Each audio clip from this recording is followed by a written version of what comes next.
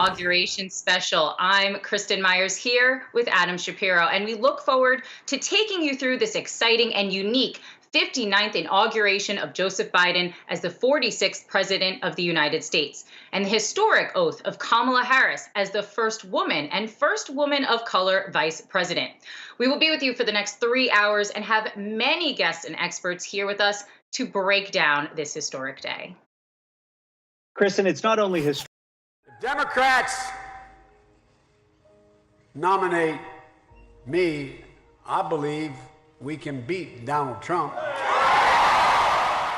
For many political watchers, Biden's decisive win in South Carolina's primary back in February 2020 was the turning point in the race to secure the Democratic nomination.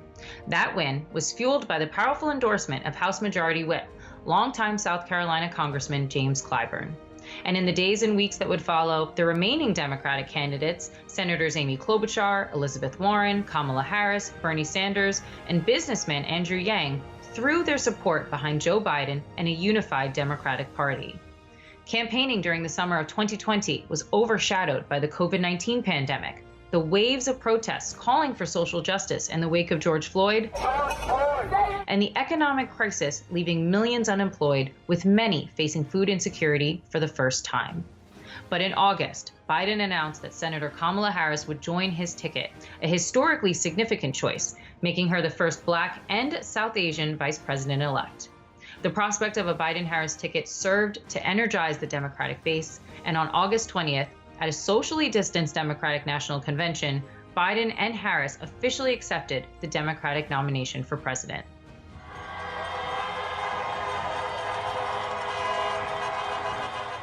Biden sparred with President Trump during 2 debates that addressed the coronavirus pandemic, the economy, and social injustice. Our country is coming back incredibly well, setting records as it does it. We don't need somebody to come in and say, let's shut it down. We handed him a booming economy. He blew it. The fact of the matter is, there is institutional racism in America. But you were there just a short time ago, and you guys did nothing. Those debates took place as people began to cast their votes in record numbers, some in person and others with mail-in ballots. But election night would come and go with no clear winner. But on November 7th, 2020, the race was called for Joe Biden and Kamala Harris, fueled by successful grassroots campaigns in key battleground states of Pennsylvania, Nevada, and Georgia. I pledge to be a president who seeks not to divide, but unify, who doesn't see red states and blue states, only sees the United States. Despite numerous challenges from the Trump campaign and unsupported claims of voter fraud, all 50 states and the District of Columbia certified the presidential election results. Designated electors officially cast their votes, and Congress confirmed Joe Biden's victory just hours after a pro-Trump mob stormed the U.S. Capitol. Over the next few hours, America and the world will watch as Joseph R. Biden Jr. is sworn in as the 46th President of the United States, and Kamala Harris makes history as his vice president. And as we take a live look of Vice President Pence at the inauguration on the steps of the U.S. Capitol, he has arrived. He is joining previous presidents, including Barack Obama, First Lady Michelle Obama. The Clintons are there, as well as the Bushes. In fact, earlier today, Kristen, we heard from Barack Obama, who tweeted, "Congratulations to my friend, President Joe Biden. This is your time." And when you talk about the timeline of events today will go as such. We're going to see Vice President-elect Kamala Harris sworn in by Justice Sonia Sotomayor. Then President-elect Biden will be sworn in by Chief Justice John Roberts. The president then will deliver an inaugural address. There will be a pass and review with members of the military, a wreath-laying ceremony later today at Arlington National Cemetery, and then the presidential escort from 15th Street to the White House, which will be a virtual parade across America, followed by Celebrating America, a primetime special. And I'm curious, Kristen, I've witnessed an actual inauguration. I was on the parade route on Pennsylvania Avenue just 4 years ago for a different inauguration. But I see all of this through the eyes of somebody. These eyes opened way back when Richard Nixon was first president. I'm curious how someone like you views what's happening today. It's a really interesting moment. I think as a woman, as a Black woman, and as a millennial, myself and other folks of my age or even younger, I think really remember President Obama as being the first one to really get us involved or interested in politics. And I think that our introduction into politics also had this racial tension, this racial element as a part of it, which we saw happen a lot throughout the last 4 years. And, in the run up to this election, I think that young voters were absolutely pivotal and critical, especially young Black voters, in the run up to the election of Joseph Biden as the next president, using tweets and memes and Instagram to really motivate and galvanize the base, especially after we saw the murder of George Floyd, the murder of Breonna Taylor. I think in this moment of time that young voters, Black voters especially, were really excited and motivated for some sort of change, and were more motivated than ever to actually get out there and do something about it. So it's been a really interesting moment for myself, for my friends, for my family, and other folks that I know. Now, we've been talking about what. Yeah, absolutely. And unusual, and completely unusual, because we're seeing the live images right now. This is one of the more sparsely attended inaugurations. I don't know what it was like when you were there last. I've been to a couple events in the Capitol, and I don't think I've ever seen DC quite so empty. I've had friends texting me images. It seems like the only people inside the Capitol right now, only people inside Washington, DC, other than the politicians that are attending the inauguration, are all the troops that are there right now. But I actually want to get a little bit more color on what's happening on the ground in DC. We have Yahoo Finance's Jessica Smith here with us to let us know what's happening in DC right now. And Jess, I'm hoping you can give us a little bit of an overview of what we're kind of seeing in some of those images and those pictures. Yeah, Kristen, this is just such a different inauguration than anything we have ever seen before. Typically, you have the National Mall packed with hundreds of thousands, potentially, of people, all of those people there to watch this peaceful transfer of power. But this year, you have the National Mall filled with flags. You have just about 1,000 people actually attending the swearing-in ceremony. Everyone's socially distanced. It's so different because of both the pandemic and the increased security that we are seeing all across the district because of that attack on the Capitol that happened just 2 weeks ago. We've seen members of Congress, there are former presidents, former members of Congress, all at the Capitol today watching this ceremony. And it was really striking to see the president-elect walk up those stairs in the Capitol, the very stairs that just 2 weeks ago all of those people, those pro-Trump rioters, stormed the Capitol there. So I think that really sends a message about moving forward and trying to move past this, as they did try to disrupt the peaceful transfer of power. We also saw Eugene Goodman, who was that Capitol police officer who led that mob away from the Senate chamber all by himself during that riot. We saw him escort Vice President-elect Kamala Harris as she was walking up those steps into the Capitol. We've also heard from people like former House Speaker Paul Ryan. He said to reporters there that the institutions have been tested over the past year, and he said he was there to honor the process. Of course, one person who is not there is the outgoing president. President Trump it looks like he just landed in Florida. He left D.C. this morning, making him the first president in more than 150 years who did not attend the next president's inauguration. He did speak briefly this morning and kind of signaled what we might hear from him over the next few years, saying we'll be back in some form. He never mentioned the Biden administration by name, but we did hear from him there just as he was taking off, getting out of town before all of this got started. But when President-elect Biden, he'll be President Biden, makes his inaugural address, he is going to call for unity. He's going to focus on uniting the country, which, of course, will be a huge challenge in a time when both politicians and the country are so divided. Jessica, thank you. And we do have a live picture for you as Vice President-elect Kamala Harris is now arriving at the Capitol. She has been there, but is now walking out to where she will be sworn in by Justice Sonia Sotomayor. This is an historic moment, but it started way back in April of 2019 when Joe Biden said at his announcement he was running for president, the core values of this nation our standing in the world, our very democracy, everything that has made America is at stake. Two people who understand the importance of what President-elect Biden was saying join us now to discuss what's going to happen next. And we invite into our stream Reggie Love, former White House official under President Barack Obama, as well as Ambassador Carolyn Curiel, former senior speechwriter for President Bill Clinton and the former ambassador to Belize. Let's start with you, Ambassador Curiel. And I just want to ask you, as we witness this moment, it is always history. But today in particular, what is standing out for you? Well, first, I hope that, first, thanks for having me on. I appreciate it. And I'm grateful for this opportunity to give my thoughts. Having been a professor of civic education, I really hope that young people are watching this, because this is a stupendous moment. It is probably the most consequential inaugural since FDR, 88 years ago, in 1933. The Depression had started in 1929, and his mission was to give hope to America, which was really struggling terribly in the Depression.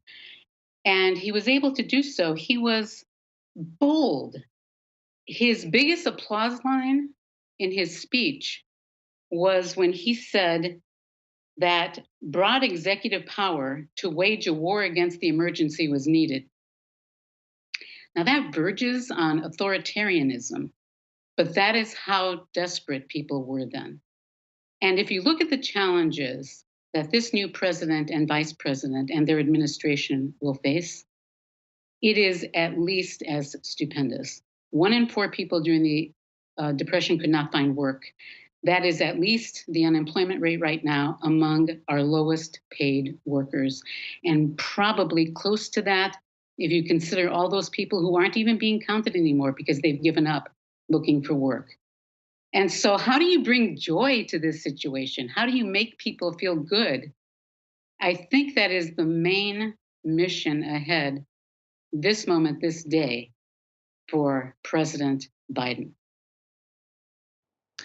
And Reggie, I want to bring you in here now to kind of comment and touch on what the ambassador was just hinting at. And just for everyone at home, we're seeing these live images as Vice President-elect Kamala Harris and the second gentleman, Douglas Emhoff, coming down the steps, making their way onto the dais. But Reggie, you know, what the ambassador is just touching on, that this is a very important inauguration coming at a moment of crisis. We're in the midst of a pandemic. There's racial and political divisions that we have inside this country right now. As we saw on January 6th from the violent riots, we have a lot of folks in this country who feel like their vote did not matter and in fact was actually stolen from them. How does a President Biden even begin to govern under those circumstances and try to make the country whole and unified again?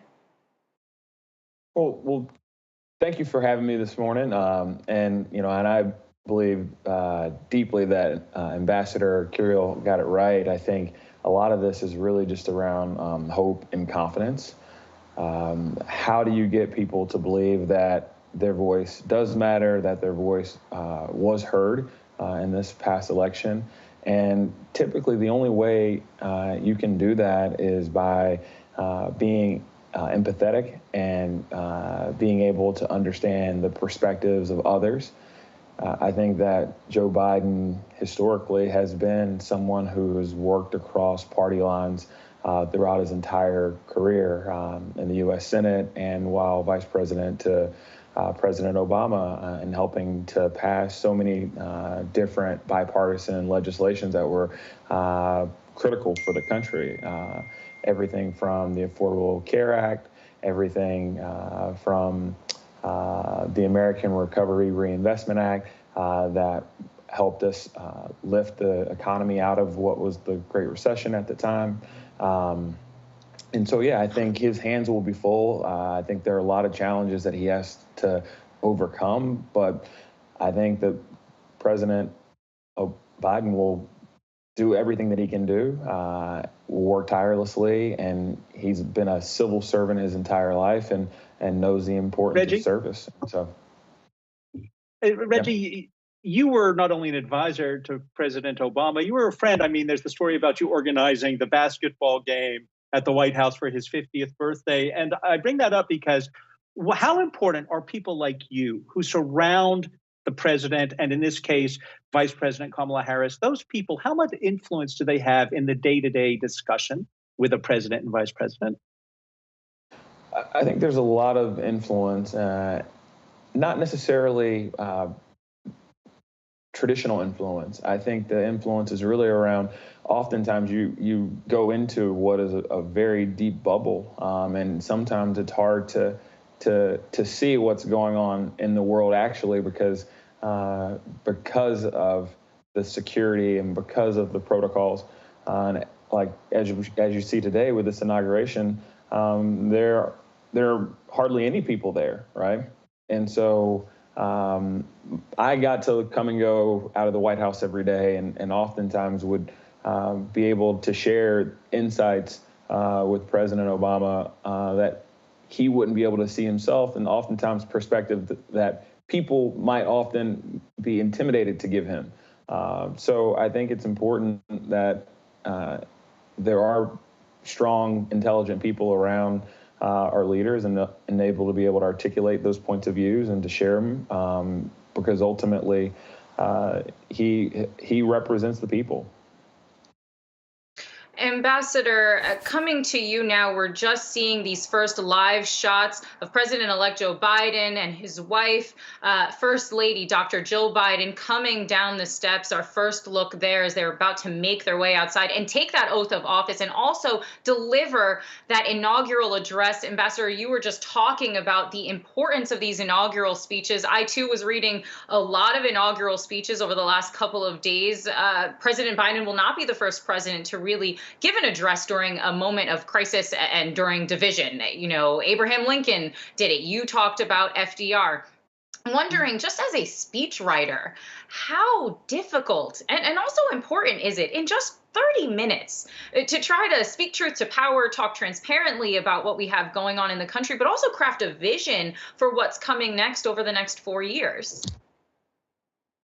So 30 minutes would be a very long inaugural address, and he certainly will not want to go that long.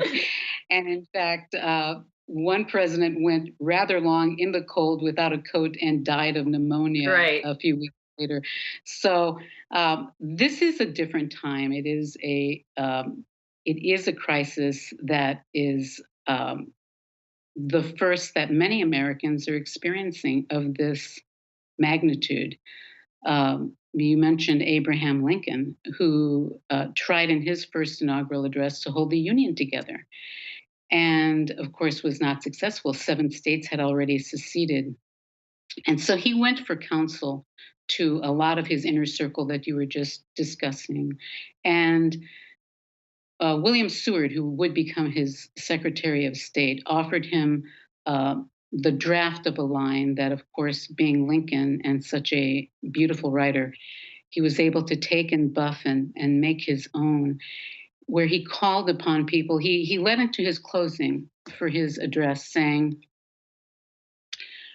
"Those of you who oppose this government have not taken a sacred oath to destroy the government, but I have taken a sacred oath to defend it."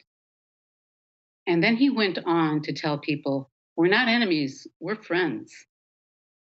And I call on all of you to look at the better angels of your nature, to get past the divisions that were just blowing apart the Union at that point. And it had great impact. Of course, it didn't stop the Civil War. And that led to his second inaugural, where shortly before he was assassinated, he said that there would be malice toward none. So it is incumbent on a president to set a tone. And I think we can count knowing Joe Biden and his nature. And I had the good fortune of spending an afternoon with him on the road when I was writing for President Clinton. His predecessors saw people as potential adversaries. Joe Biden sees people as potential friends and partners, and he will be asking the American people to partner with him. He will be telling them that there will be hard times. But the first thing he needs to do after he thanks the heroes on that dais with him, who showed up despite these horrible threats against their lives, he should thank everybody for that. He should thank the American people for choosing him and putting their confidence in him. Right. Ambassador, I just have to stop you there. I want to thank Reggie Love, former White House official under President Barack Obama, and Ambassador Carolyn Curiel, former senior speechwriter for President Bill Clinton and the former ambassador to Belize, for joining us today. We want to go now to those live images. We have Senator Amy Klobuchar speaking now. To cherish it and defend it. It is the moment when they become, as we all should be, guardians of our country. Have we become too jaded, too accustomed to the ritual of the passing of the torch of democracy to truly appreciate what a blessing and a privilege it is to witness this moment? I think not. 2 weeks ago, when an angry, violent mob staged an insurrection and desecrated this temple of our democracy, it awakened us to our responsibilities as Americans. This is the day when our democracy picks itself up, brushes off the dust, and does what America always does: goes forward as a nation under God, indivisible, with liberty and justice for all. This conveyance of a sacred trust between our leaders and our people takes place in front of this shining Capitol dome for a reason. When Abraham Lincoln gave his first inaugural address in front of this Capitol, the dome was only partially constructed, braced by ropes of steel. He promised he would finish it. He was criticized for spending funds on it during the Civil War. To those critics, he replied, "If the people see the Capitol going on, it is a sign we intend the Union shall go on." And it did, and it will.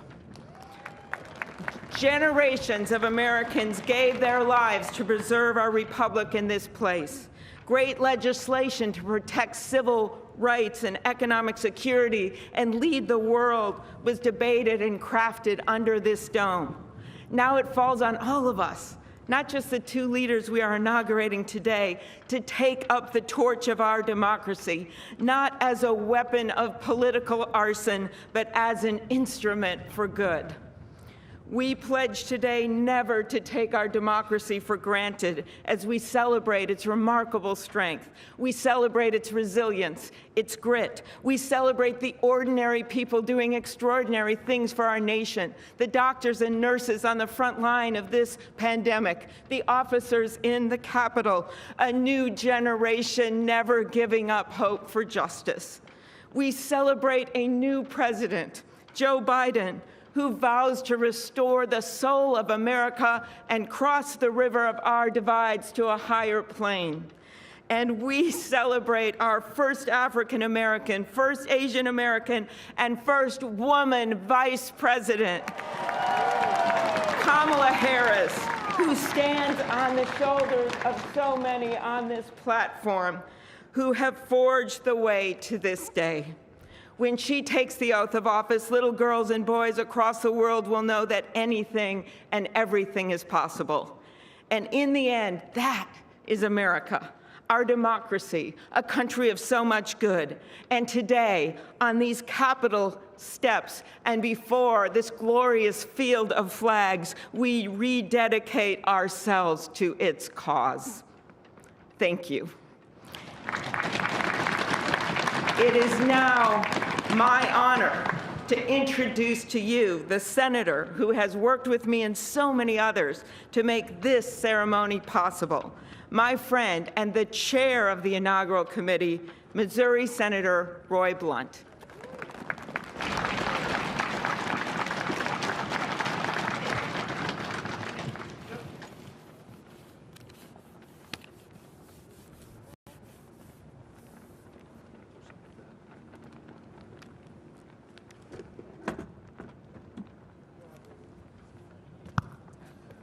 Well, I should have known when Senator Klobuchar got involved, at least there'd be a touch of snow up here this morning.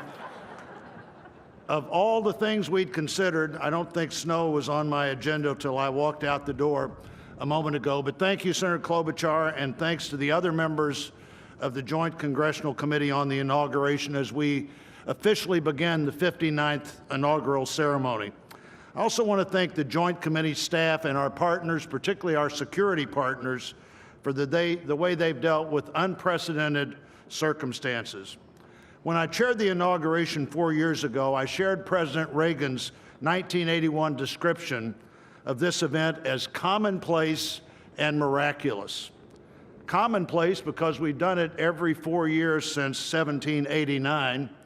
Miraculous because we've done it every 4 years since 1789. Americans have celebrated this moment during war, during depression, and now during pandemic. Once again, all three branches of our government come together as the Constitution envisions. Once again, we renew our commitment to our determined democracy, forging a more perfect union. That theme for this inauguration, our determined democracy, forging a more perfect union, was announced by the Joint Committee before the election with the belief that the United States can only fulfill its promise and set an example for others if we are always working to be better than we have been. The Constitution established that determined democracy with its first three words, declaring the people as the source of the government. The Articles of Confederation hadn't done that. The Magna Carta hadn't done that. Only the Constitution says the government exists because the people are the source of the reason it exists. They immediately followed those first three words with the words to form a more perfect union. The founders did not say to form a perfect union. They did not claim that in our new country nothing would need to be improved. Fortunately, they understood that always working to be better would be the hallmark of a great democracy. The freedoms we have today, the nation we have today, is not here just because it happened, and they aren't complete. A great democracy working through the successes and failures of our history, striving to be better than it had been. And we are more than we have been, and we are less than we hope to be. The assault on our Capitol at this very place just 2 weeks ago reminds us that a government designed to balance and check itself is both fragile and resilient. During the last year, the pandemic challenged our free and open society and called for extraordinary determination and sacrifice, and still challenges us today. Meeting that challenge head on have been and are healthcare workers, scientists, first responders, essential frontline workers, and so many others we depend on in so many ways. Today we come to this moment, people all over the world, as we're here, are watching and will watch what we do here. Our government comes together. The Congress and the courts join the transition of executive responsibility. One political party more pleased today and on every inaugural day than the other. But this is not a moment of division, it's a moment of unification. A new administration begins and brings with it a new beginning. And with that, our great national debate goes forward, and a determined democracy will continue to be essential in pursuit of a more perfect union and a better future for all Americans. What a privilege for me to join you today. Thank you.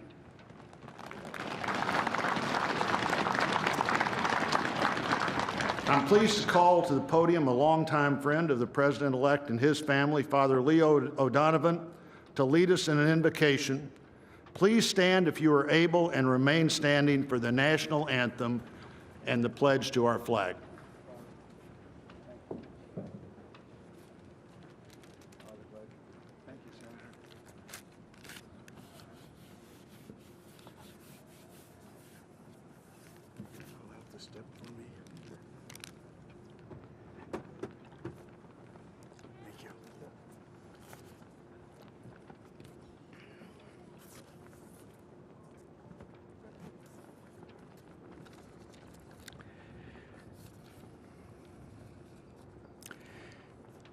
Gracious and merciful God, at this sacred time we come before you in need, indeed on our knees.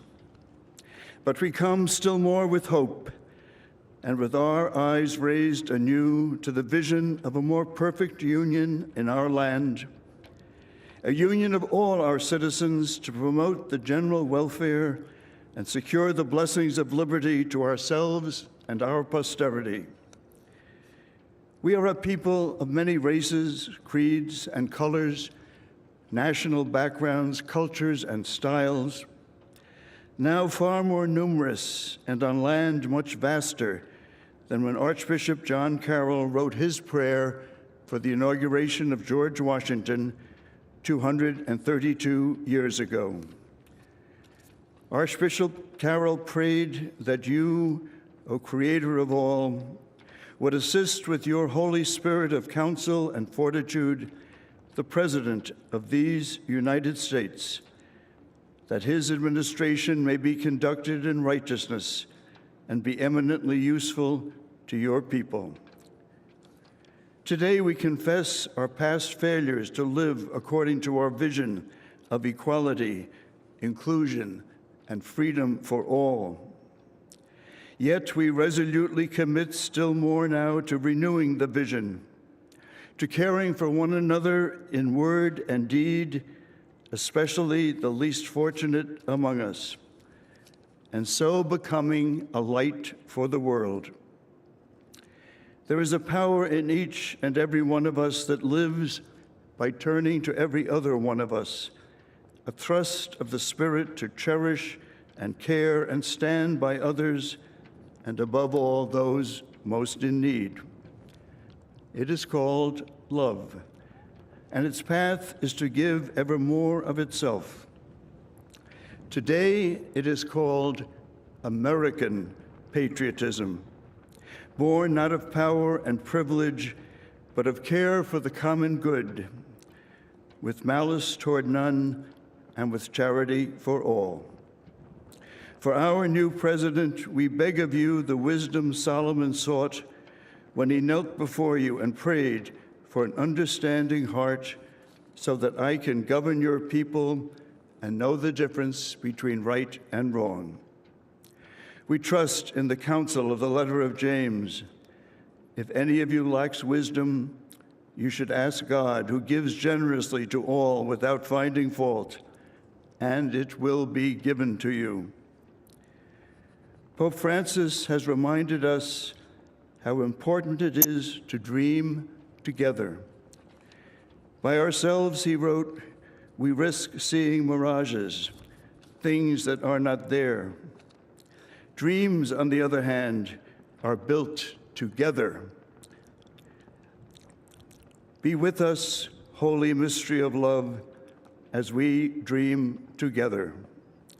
Help us under our new president to reconcile the people of our land, restore our dream and invest it with peace and justice and the joy that is the overflow of love. To the glory of your name, forever, amen.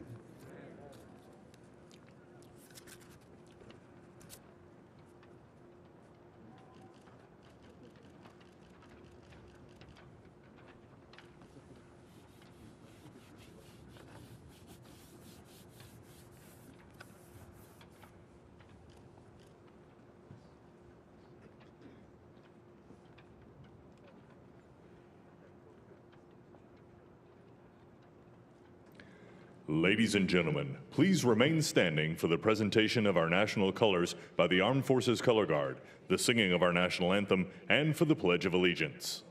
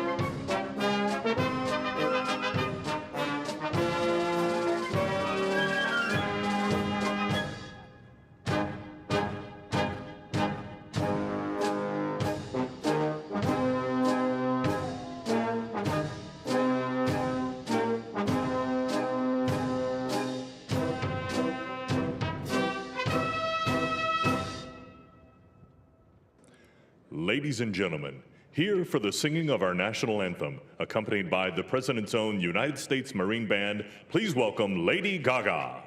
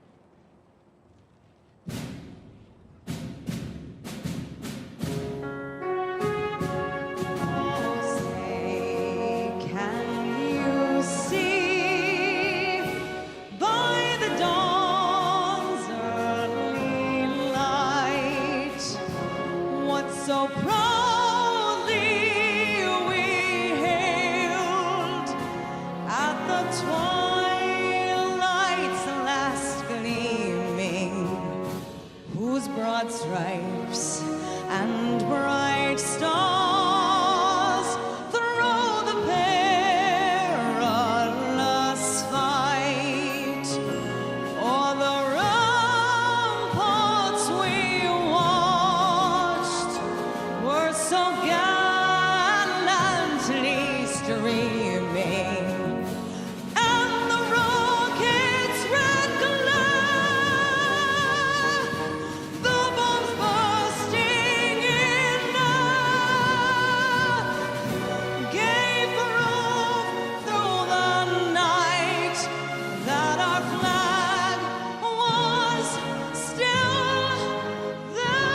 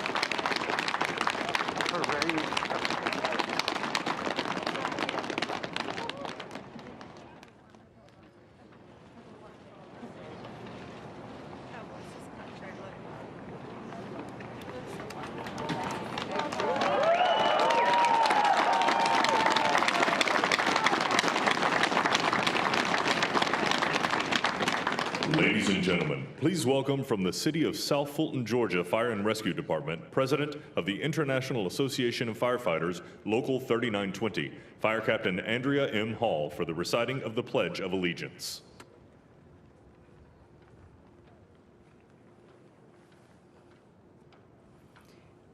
I pledge allegiance to the flag of the United States of America and to the republic for which it stands, one nation, under God, indivisible, with liberty and justice for all.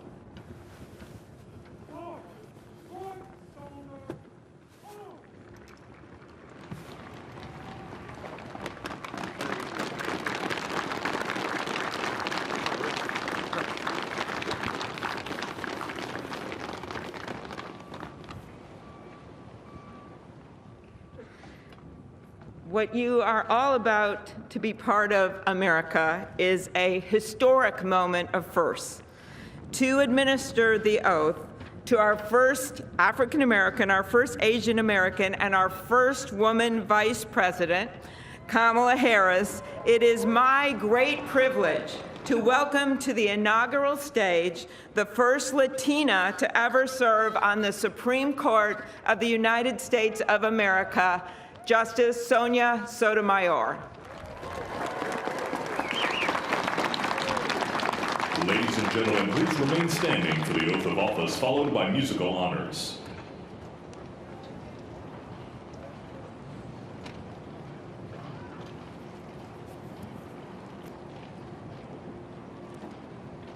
Please raise your right hand and repeat after me.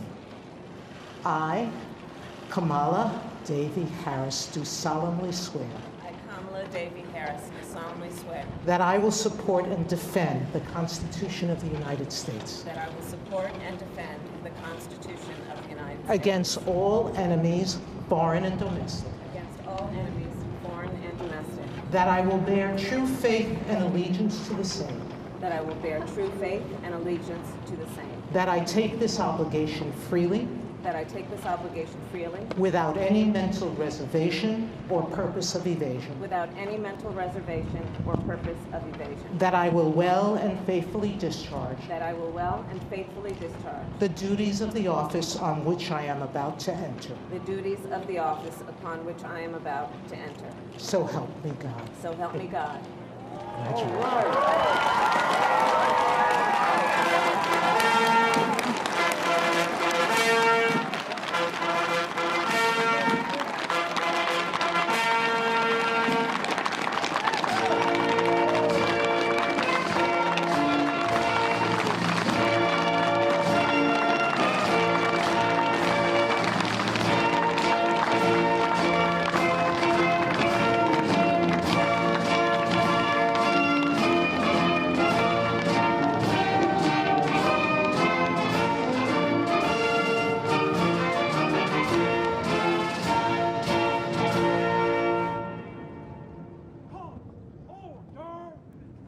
Ladies and gentlemen, please be seated.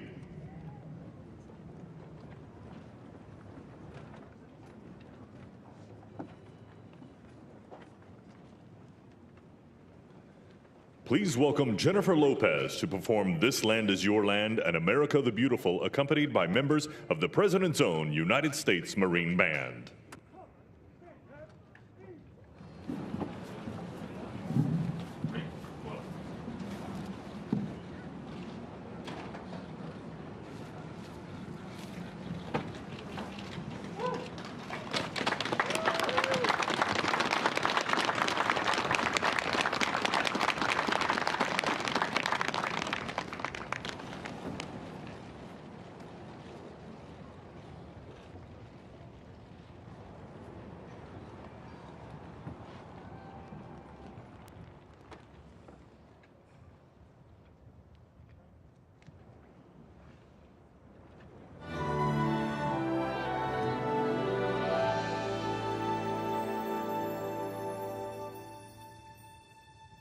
This land is your land. This land is my land. From California to the New York Islands, from the Redwood Forest to the Gulf Stream waters. This land was made for you and me. As I went walking down that ribbon of highway, I saw above me that endless skyway. I saw below me that golden valley. This land was made for you and me. Oh, this land, oh, this land. This land was made for you and me. Oh, this land, oh, this land. This land was made for you and me. You and me. Oh, America, America.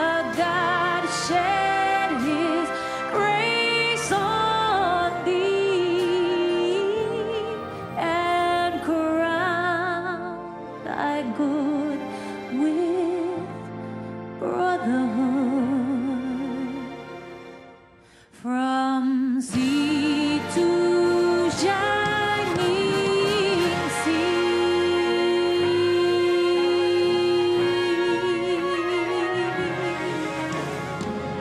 Una nación bajo Dios, indivisible, con libertad y justicia para todos. Let's get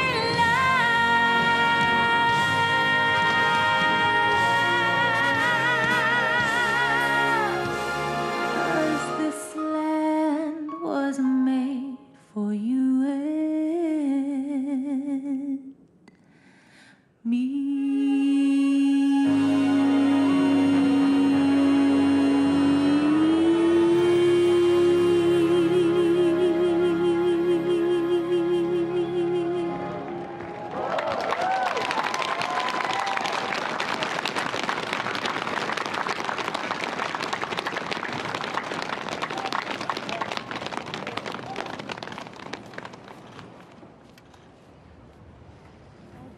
Well, that was great. The sun is shining, and Mr. President-elect, this is the first inauguration in the history of America where J-Lo was the warm-up act for Chief Justice Roberts. With that, it is now my distinct honor to introduce the Chief Justice of the Supreme Court of the United States, John Roberts, to administer the presidential oath to the next President of the United States, Joseph R. Biden.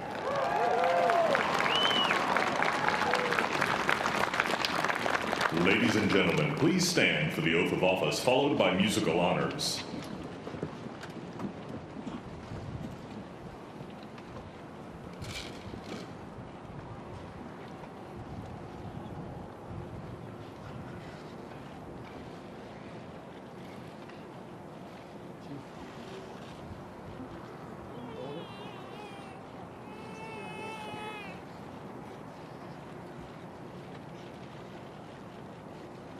Please raise your right hand and repeat after me.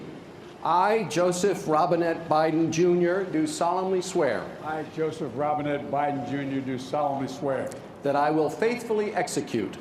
That I will faithfully execute. The office of President of the United States. Office of President of the United States. And will, to the best of my ability. Will, to the best of my ability. Preserve, protect, and defend. Preserve, protect, and defend. The Constitution of the United States. The Constitution of the United States. So help you God. So help me God. Congratulations, Mr. President.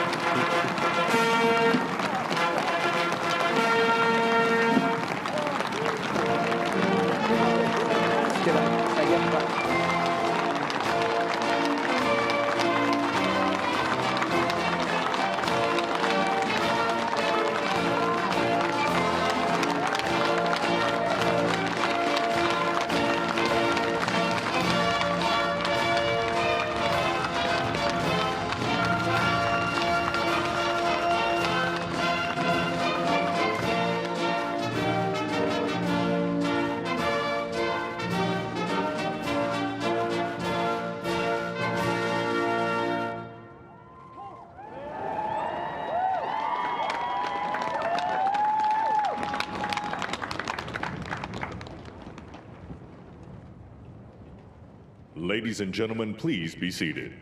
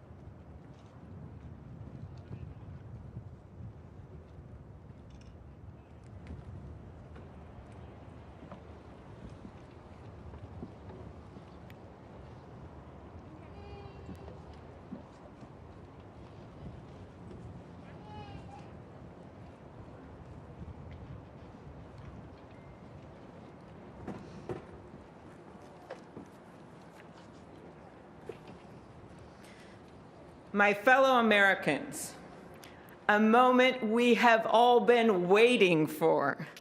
It is now my great privilege and high honor to be the first person to officially introduce the 46th President of the United States, Joseph R. Biden, Jr.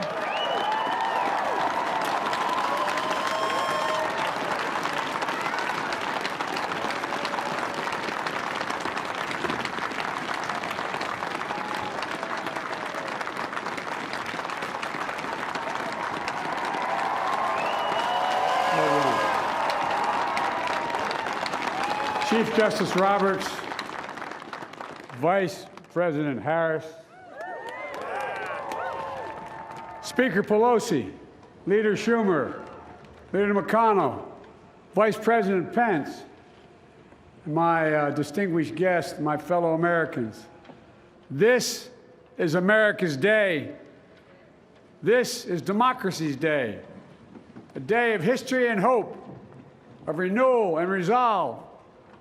Through a crucible for the ages, America has been tested anew, and America has risen to the challenge. Today, we celebrate the triumph not of a candidate, but of a cause, the cause of democracy.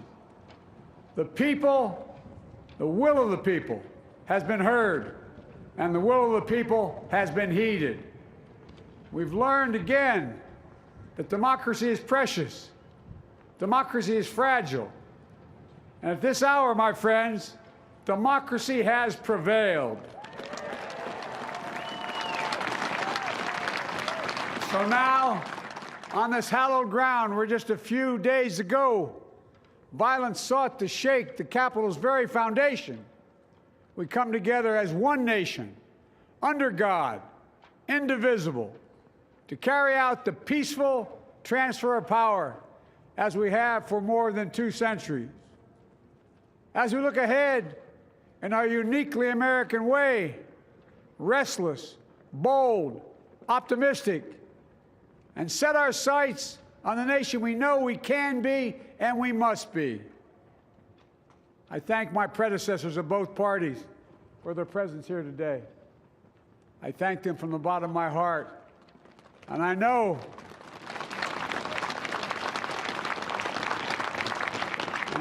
the resilience of our Constitution and the strength of our nation, as does President Carter, who I spoke with last night, who cannot be with us today, but whom we salute for his lifetime in service. I've just taken the sacred oath each of those patriots have taken, the oath first sworn by George Washington. But the American story depends not on any one of us, not on some of us, but on all of us, on we, the people, who seek a more perfect union. This is a great nation. We are good people. And over the centuries, through storm and strife, in peace and in war, we've come so far. But we still have far to go. We'll press forward with speed and urgency, for we have much to do in this winter of peril and significant possibilities. Much to repair, much to restore, much to heal, much to build, and much to gain. Few people in our nation's history have been more challenged or found a time more challenging or difficult than the time we're in now. Once-in-a-century virus that silently stalks the country. It's taken as many lives in 1 year as America lost in all of World War II. Millions of jobs have been lost. Hundreds of thousands of businesses closed. A cry for racial justice, some 400 years in the making, moves us. The dream of justice for all will be deferred no longer.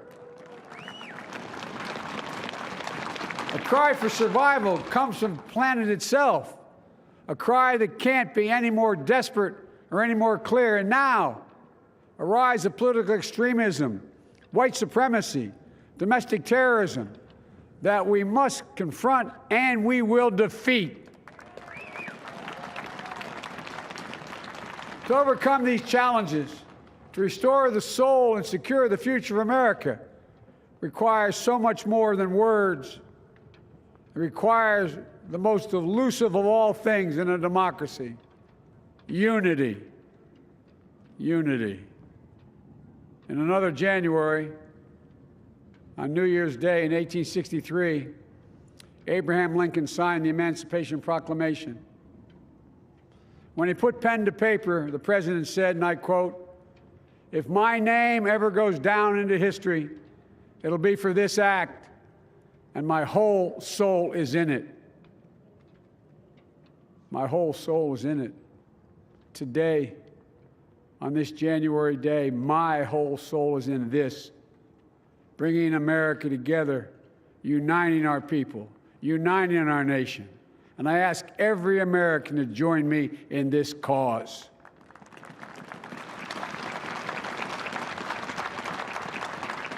Uniting to fight the foes we face: anger, resentment and hatred, extremism, lawlessness, violence, disease, joblessness, and hopelessness.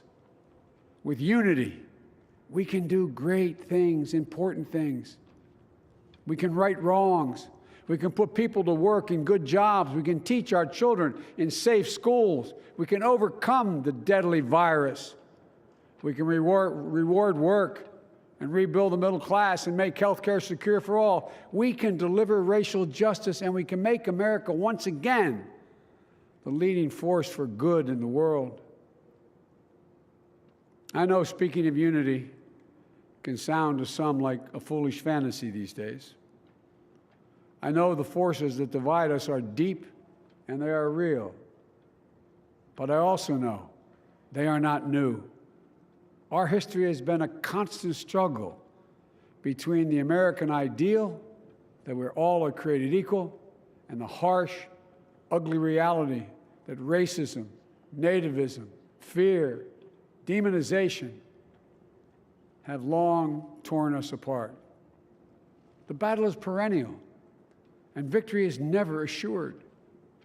Through Civil War, the Great Depression, World War, 9/11, through struggle, sacrifice, and setbacks, our better angels have always prevailed.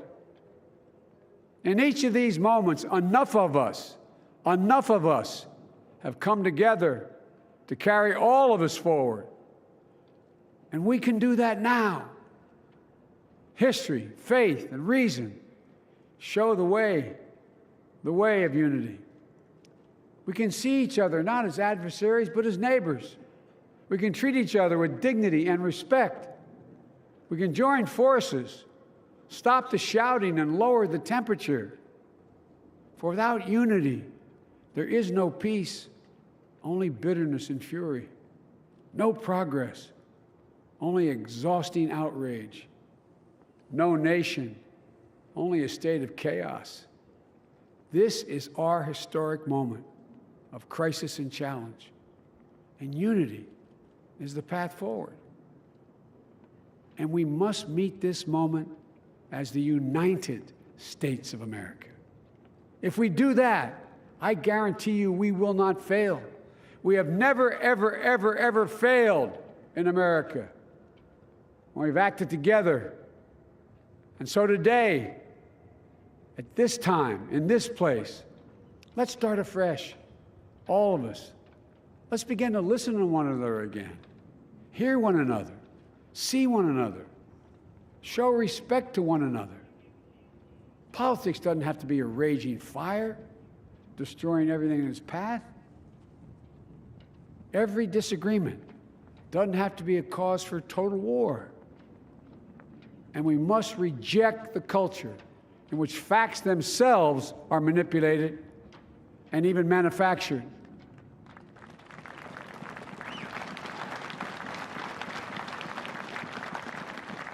My fellow Americans, we have to be different than this. America has to be better than this. And I believe America is so much better than this. Just look around. Here we stand in the shadow of the Capitol Dome, as was mentioned earlier, completed amid the Civil War, when the Union itself was literally hanging in the balance. Yet we endured.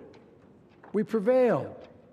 Here we stand, looking out on the great mall where Dr. King spoke of his dream. Here we stand where 108 years ago, at another inaugural, thousands of protesters tried to block brave women marching for the right to vote. And today, we mark the swearing in of the first woman in American history elected to national office, Vice President Kamala Harris. Don't tell me things can't change. Here we stand across the Potomac from Arlington Cemetery, where heroes who gave the last full measure of devotion rest in eternal peace. And here we stand, just days after a riotous mob thought they could use violence to silence the will of the people, to stop the work of our democracy, to drive us from this sacred ground. It did not happen. It will never happen. Not today, not tomorrow, not ever. Not ever.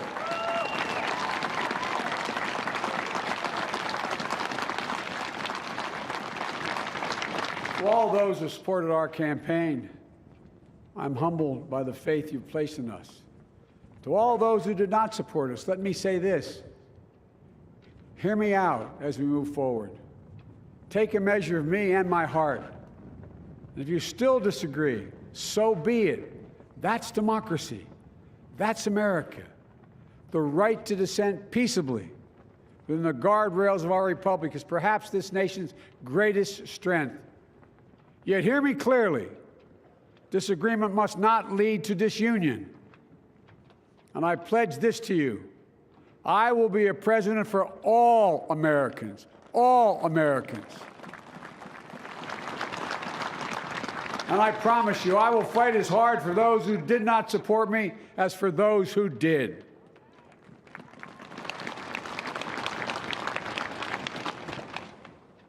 Many centuries ago, St. Augustine, a saint of my church, wrote that a people was a multitude defined by the common objects of their love.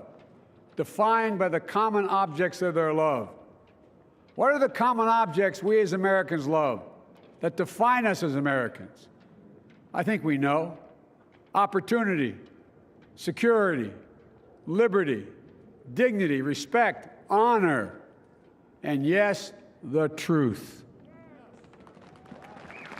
Recent weeks and months have taught us a painful lesson.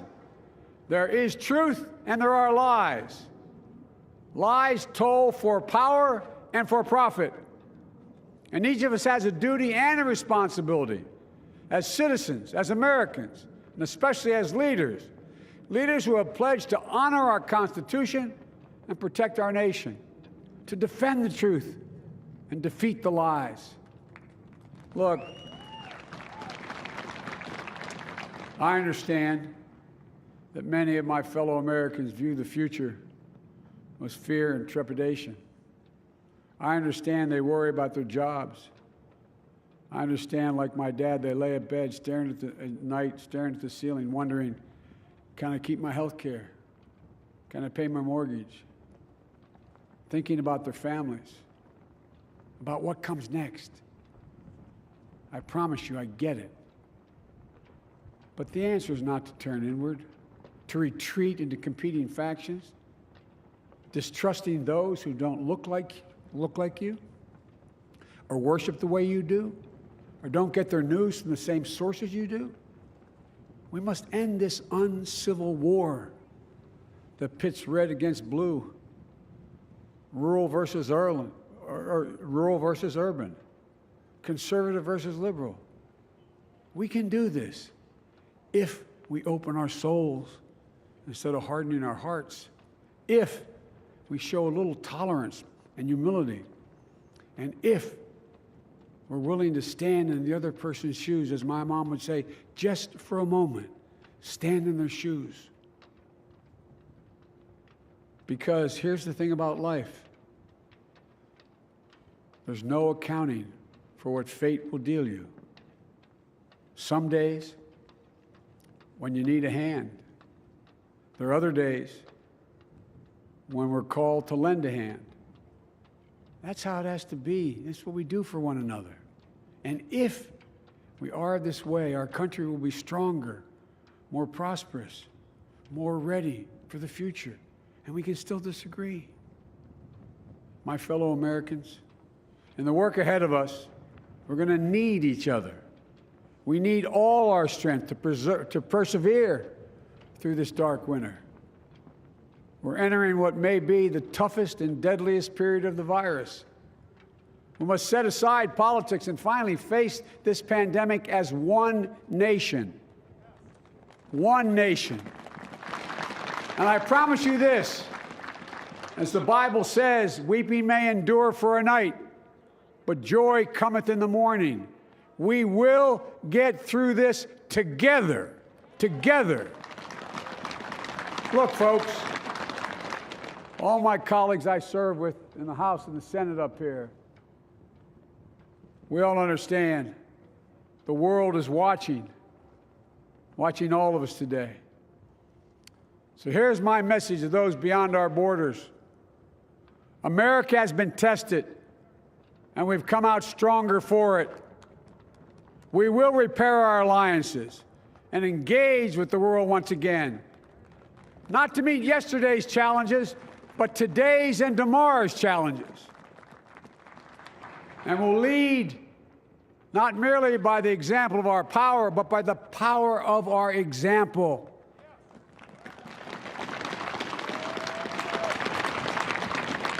We'll be a strong and trusted partner for peace, progress, and security. Look, you all know we've been through so much in this nation. And in my first act as president, I'd like to ask you to join me in a moment of silent prayer. Remember all of those who we lost in this past year to the pandemic. Those 400,000 fellow Americans, moms, dads, husbands, wives, sons, daughters, friends, neighbors, and co-workers. We'll honor them by becoming the people and the nation we know we can and should be. So I ask you, let's say a silent prayer for those who've lost their lives and those left behind, and for our country.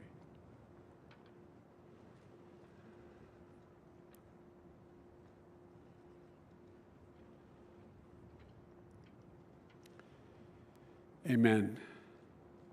Folks, this is a time of testing. We face an attack on our democracy and on truth, a raging virus, growing inequity, the sting of systemic racism, a climate in crisis, America's role in the world. Any one of these would be enough to challenge us in profound ways. But the fact is, we face them all at once, presenting this nation with one of the gravest responsibilities we've had. Now we're going to be tested. Are we going to step up, all of us? It's time for boldness, for there's so much to do. And this is certain. I promise you, we will be judged, you and I, by how we resolve these cascading crises of our era. We will rise to the occasion is the question. Will we master this rare and difficult hour? Will we meet our obligations and pass along a new and better world to our children? I believe we must. I'm sure you do as well. I believe we will. And when we do, we'll write the next great chapter in the history of the United States of America, the American story. A story that might sound something like a song that means a lot to me. It's called American Anthem. There's one verse that stands out, at least for me, and it goes like this. The work and prayers of century have brought us to this day. What shall be our legacy? What will our children say? Let me know in my heart when my days are through. America, America, I gave my best to you. Let's us add our own work and prayers to the unfolding story of our great nation.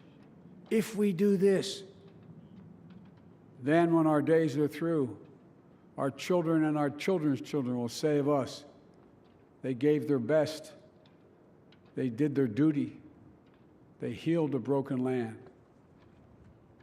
My fellow Americans, I close the day where I began, with the sacred oath. Before God and all of you, I give you my word. I will always level with you. I will defend the Constitution. I'll defend our democracy. I'll defend America. And I will give all of you, keep everything I do in your service, thinking not of power, but of possibilities, not of personal interest, but the public good. And together, we shall write an American story of hope, not fear, of unity, not division, of light, not darkness, a story of decency and dignity, love and healing, greatness and goodness. May this be the story that guides us, the story that inspires us, and the story that tells ages yet to come that we answered the call of history. We met the moment. Democracy and hope, truth and justice did not die on our watch but thrived. That America secured liberty at home and stood once again as a beacon to the world. That is what we owe our forebears, one another, and generation to follow. So, with purpose and resolve, we turn to those tasks of our time, sustained by faith, driven by conviction, and devoted to one another and the country we love with all our hearts. May God bless America, and may God protect our troops. Thank you, America.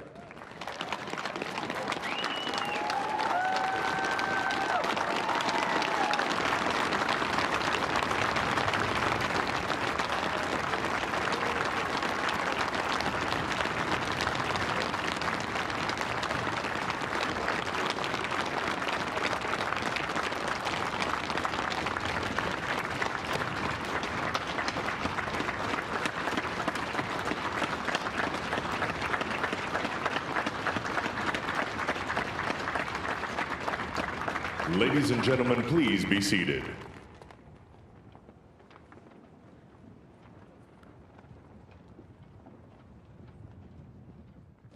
Ladies and gentlemen, please welcome Garth Brooks to perform Amazing Grace.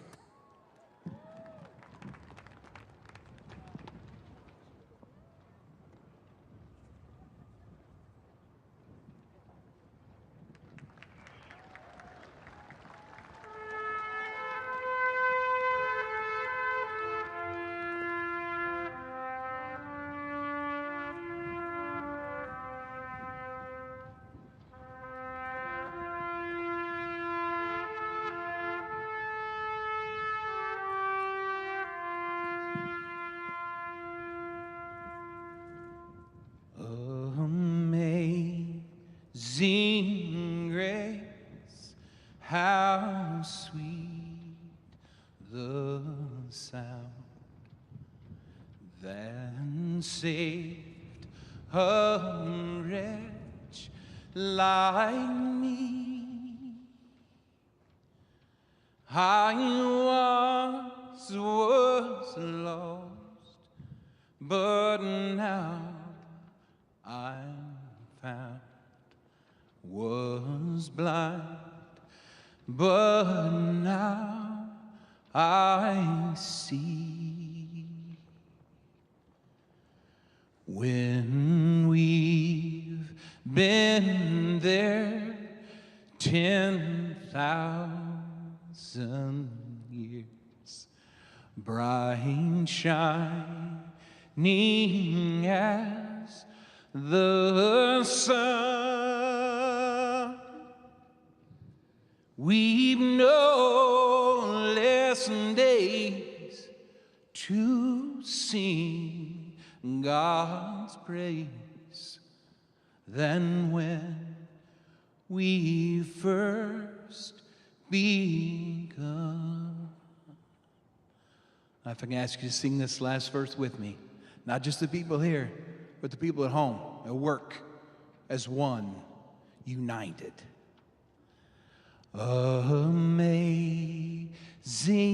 grace, how sweet the sound that saved a wretch like me.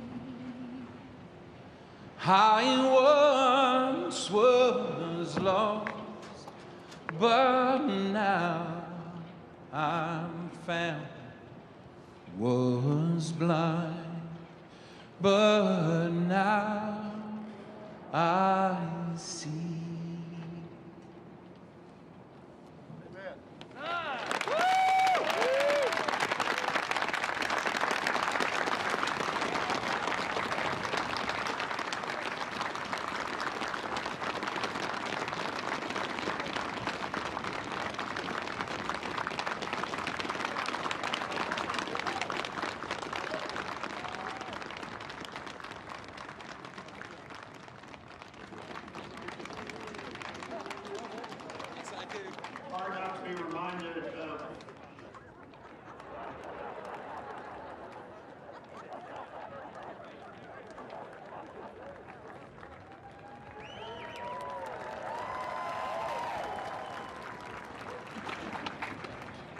Hard not to be reminded of President Obama's singing that same song at the Mother Emanuel Church. A song that in our culture is as close to both poetry and prayer as you could possibly come. And we're going to finish with those two things. Let me introduce Amanda Gorman, our nation's first ever National Poet Laureate.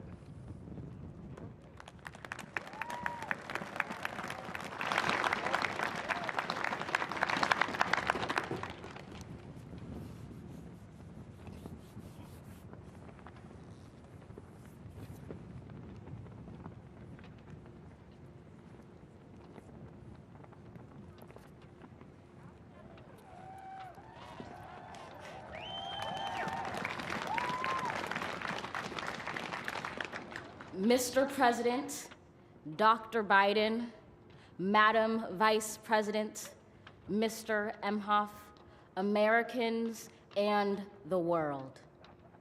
When day comes, we ask ourselves, where can we find light in this never-ending shade?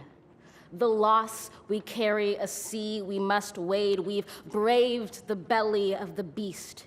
We've learned that quiet isn't always peace, and the norms and notions of what just isn't always just is. And yet the dawn is ours before we knew it. Somehow we do it. Somehow we've weathered and witnessed a nation that isn't broken, but simply unfinished. We, the successors of a country and a time where a skinny black girl descended from slaves and raised by a single mother can dream of becoming president, only to find herself reciting for one. And yes, we are far from polished, far from pristine, but that doesn't mean we are striving to form a union that is perfect. We are striving to forge our union with purpose, to compose a country committed to all cultures, colors, characters, and conditions of man. And so we lift our gazes not to what stands between us, but what stands before us. We close the divide because we know to put our future first, we must first put our differences aside. We lay down our arms so we can reach out our arms to one another. We seek harm to none and harmony for all. Let the globe, if nothing else, say this is true. That even as we grieved, we grew, that even as we hurt, we hoped, that even as we tired, we tried, that we'll forever be tied together, victorious, not because we will never again know defeat, but because we will never again sow division. Scripture tells us to envision that everyone shall sit under their own vine and fig tree, and no one shall make them afraid. If we're to live up to our own time, then victory won't lie in the blade, but in all the bridges we've made. That is the promised glade, the hill we climb, if only we dare it, because being American is more than a pride we inherit. It's the past we step into and how we repair it. We've seen a force that would shatter our nation rather than share it, would destroy our country if it meant delaying democracy. And this effort very nearly succeeded. But while democracy can be periodically delayed, it can never be permanently defeated. In this truth, in this faith we trust, for while we have our eyes on the future, history has its eyes on us. This is the era of just redemption. We feared it at its inception. We did not feel prepared to be the heirs of such a terrifying hour, but within it we found the power to author a new chapter, to offer hope and laughter to ourselves. So, while once we asked, how could we possibly prevail over catastrophe? Now we assert, how could catastrophe possibly prevail over us? We will not march back to what was, but move to what shall be, a country that is bruised but whole, benevolent but bold, fierce and free. We will not be turned around or interrupted by intimidation, because we know our inaction and inertia will be the inheritance of the next generation. Our blunders become their burdens. But one thing is certain: if we merge mercy with might and might with right, then love becomes our legacy and change our children's birthright. So let us leave behind a country better than the one we were left. With every breath from my bronze-pounded chest, we will raise this wounded world into a wondrous one. We will rise from the gold-limbed hills of the West. We will rise from the wind-swept Northeast, where our forefathers first realized revolution. We will rise from the lake-rimmed cities of the Midwestern states. We will rise from the sun-baked South. We will rebuild, reconcile, and recover in every known nook of our nation, in every corner called our country. Our people, diverse and beautiful, will emerge battered and beautiful. When day comes, we step out of the shade, aflame and unafraid. The new dawn blooms as we free it. For there is always light, if only we're brave enough to see it, if only we're brave enough to be it.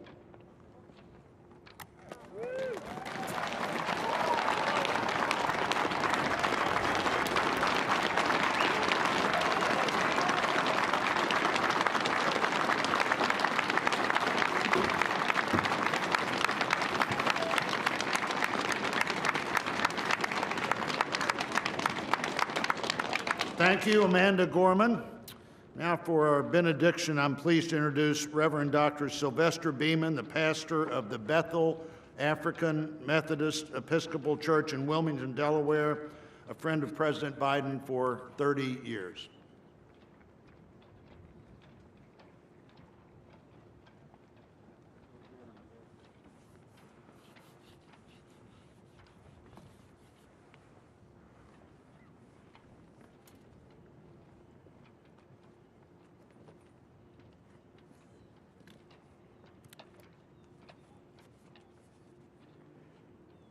As a nation and people of faith gathered in this historical moment, let us unite in prayer. God, we gather under the beauty of your holiness and the holiness of your beauty. We seek your face, your smile, your warm embrace.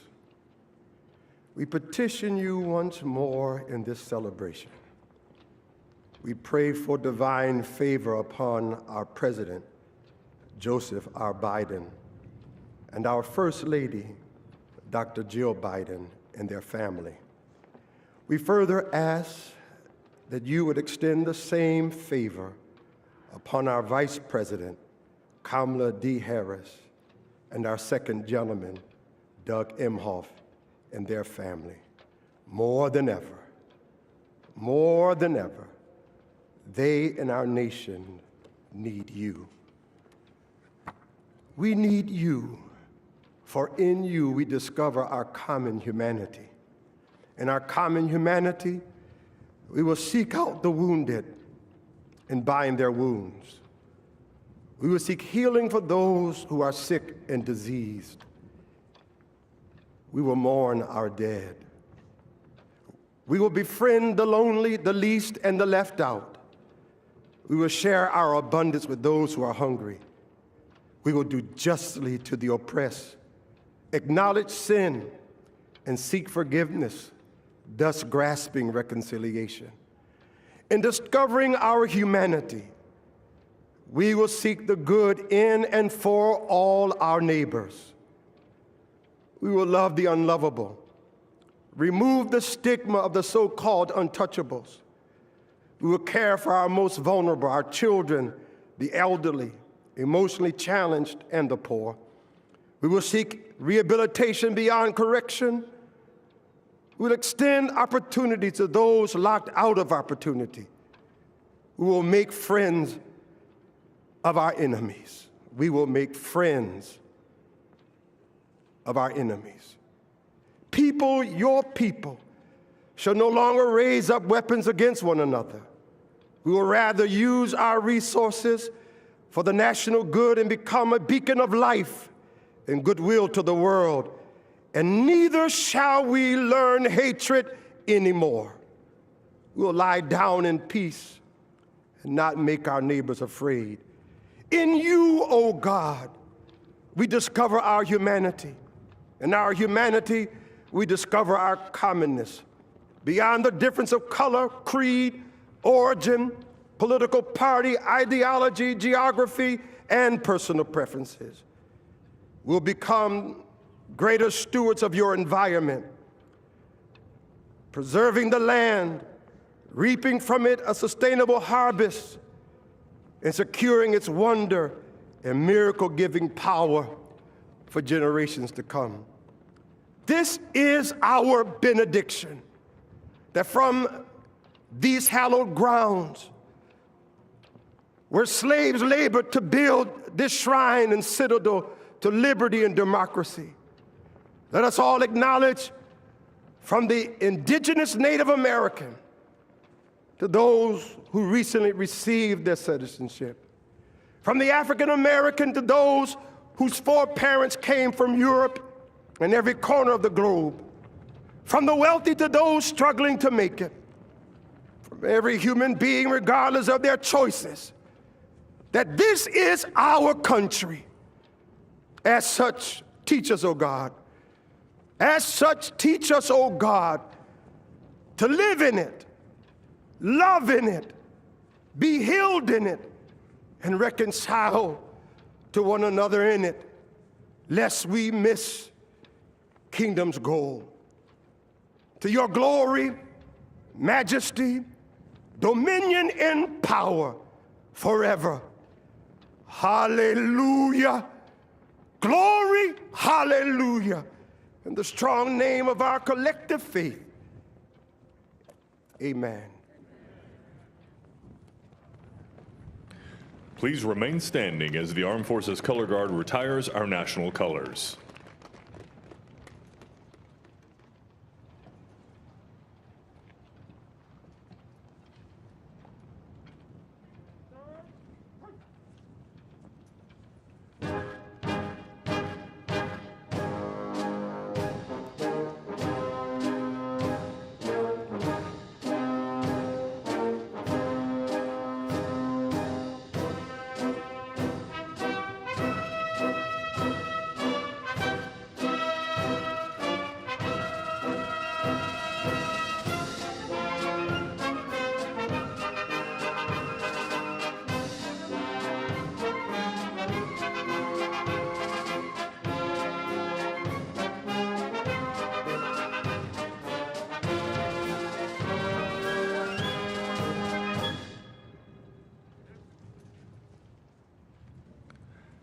Ladies and gentlemen, please be seated and remain in your seats while the President and official party depart the platform. For safety reasons, your ushers will release your section in an organized manner, following the playing of our national march, The Stars and Stripes Forever.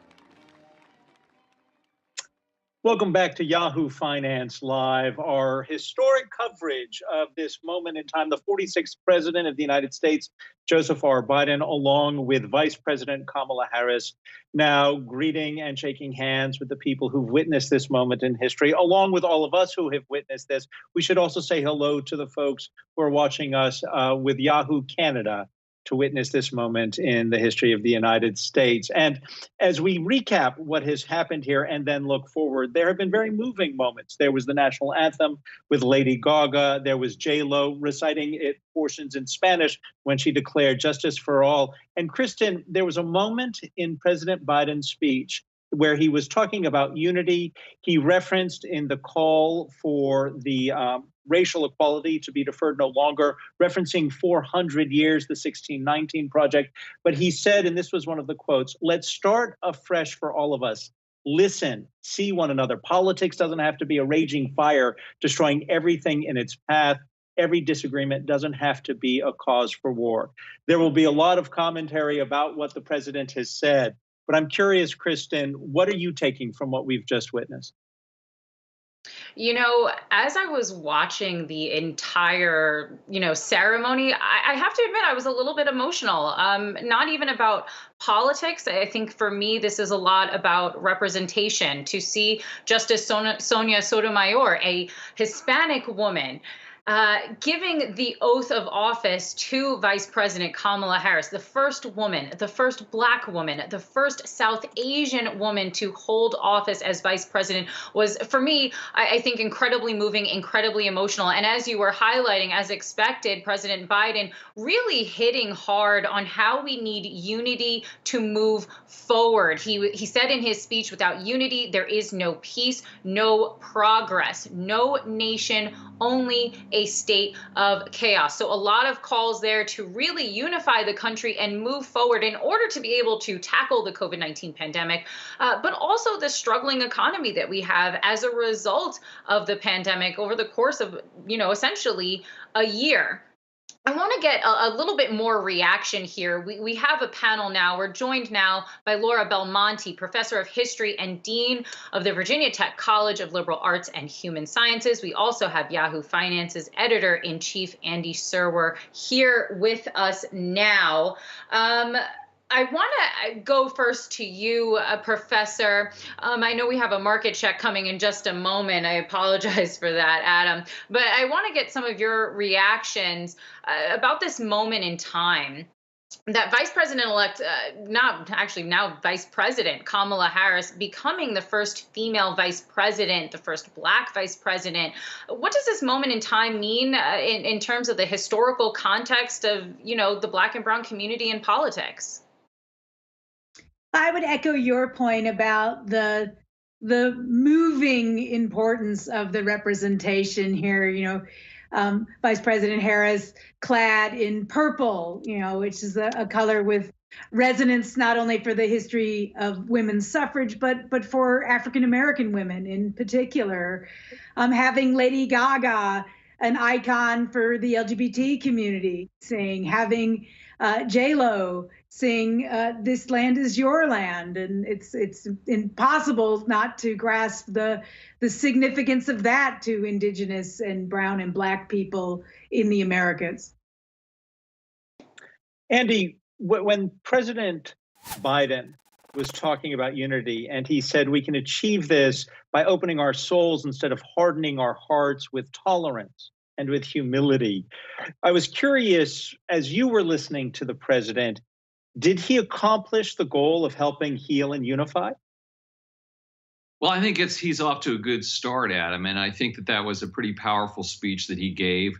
I was also struck by the diversity on the podium, the way that Kristen was. And I also was struck by the message of hope that now President Biden was conveying to America. And that's in stark contrast to 4 years ago, which is a paradox because if you think about it, President Biden is offering a message for us to move forward. And he made no bones about the fact that we have these incredible challenges, the pandemic, the economy, climate change, et cetera. So he's offering a message of hope right now at a pretty dark time. Whereas you go back 4 years ago, and the message was completely different. We are in crisis. This is a terrible time. This is what President Trump was saying back then, when in fact, those were pretty good times. So I thought the contrast between what the president was saying, President Biden was saying today, and what President Trump was saying 4 years ago is striking. And of course, there was really no mention of President Trump at all. He wasn't there. We all know about the transition, which was sort of something that is unprecedented and not to be repeated, we hope. But the president does have his work cut out for him. There's no question about that. Professor, you specialize in foreign relations, and there was actually a moment in his inaugural speech where President Biden actually spoke to, global and world leaders. I'm wondering what you think the reaction is going to be from leaders around the world to a President Biden, and if you think that any faith in the United States at all has been broken or badly damaged. Oh, I absolutely think that America's international standing has taken quite a shellacking over the last 4 years. And I do think there is tremendous work to be done because there has been damage. We have just had an administration that has spent the last 4 years attacking the ideas of multilateralism that have undergirded America's role in the world for over a century, since the end of World War I. Pulling out of the Paris Climate Accord, pulling out of the Iranian nuclear framework, pulling out of the World Health Organization at the height of the pandemic. The discourse used not only at home but abroad, in demeaning some of our closest allies, having Voice of America, which has been a respected source of news and a real tool of soft power for almost 80 years, be politicized. The damage is there, but I think that President Biden is going to do a lot to try to bring us back in a different direction. He's bringing on a very seasoned foreign policy team who are not going to need a steep learning curve to bring us back into the fold of nations. And I think he also sent a strong message to our adversaries. Democracy is fragile. Democracy is precious. Democracy has prevailed. And to our adversaries that have gloated in recent days about the display at the Capitol riot on January 6th, that's a strong message that don't think that we are weak. We may have some division that we seriously need to address, but we aren't going to surrender our position in the world.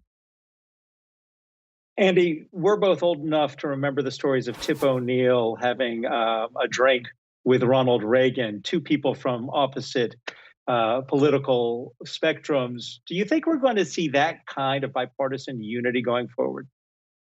Well, I think we all hope so. And I also remember George Mitchell and Bob Dole doing the same thing, having dinner once a week at him. I remember those days as well. And you saw some signs. I mean, we heard that Mitch McConnell attended the prayer session with President Biden before his inauguration. You saw George W. Bush there attending the inauguration. Mike Pence was quite prominent there. Roy Blunt, the Republican senator from Missouri, had a prominent role in this inauguration. There were numerous appeals by President Biden to both sides of the aisle to come together. Garth Brooks, who has a strong appeal to Republicans, was there as well. So I think this is going to be, we talked about this call for unity.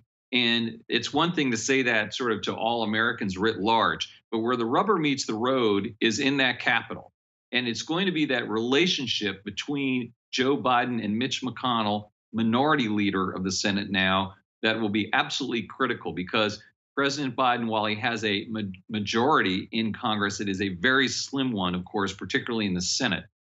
So I think Americans are looking towards the Capitol and the White House for leadership here when it comes to coming together. It's not going to be easy. I'm not anticipating smooth sailing, but if we can make some progress from where we are right now, I think that would be a great accomplishment. Andy Serwer is our editor and in chief. Laura Belmonte is dean of the Virginia Tech College of Liberal Arts and Human Sciences, as well as professor of history. Thank you both. It was Roy Blunt, by the way, who referred to what we witnessed as commonplace and miraculous. Someone who's also witnessed these events is Jessica Smith, and she's joining us from Washington, D.C. And just a little bit of useless trivia. Jessica and I first met 4 years ago at the last inauguration. We were both in the cold watching just off of the parade route. And I'm curious, as you're about to tell us what's coming next, what's going through your mind right now? Well, what really strikes me is watching all of this play out, watching President Biden take the oath of office in the very place where just 2 weeks ago today, insurrectionists stormed the Capitol and tried to prevent this very moment from happening. So watching President Biden take the oath of office and acknowledge what happened 2 weeks ago was quite something. He noted that democracy is precious, democracy is fragile, but today he said democracy prevailed. And I think that was something that we heard from several other speakers today, just noting how much more precious perhaps this moment is for so many after seeing what happened last 2 weeks ago now at the Capitol. But today, now that this is out of the way, President Biden is going to get to work. He is getting ready to sign a series of executive orders later this evening, and several of them will be rolling back things that former President Trump put in place. He'll be reversing the travel ban on Muslim-majority countries. He'll be rejoining the Paris Climate Agreement.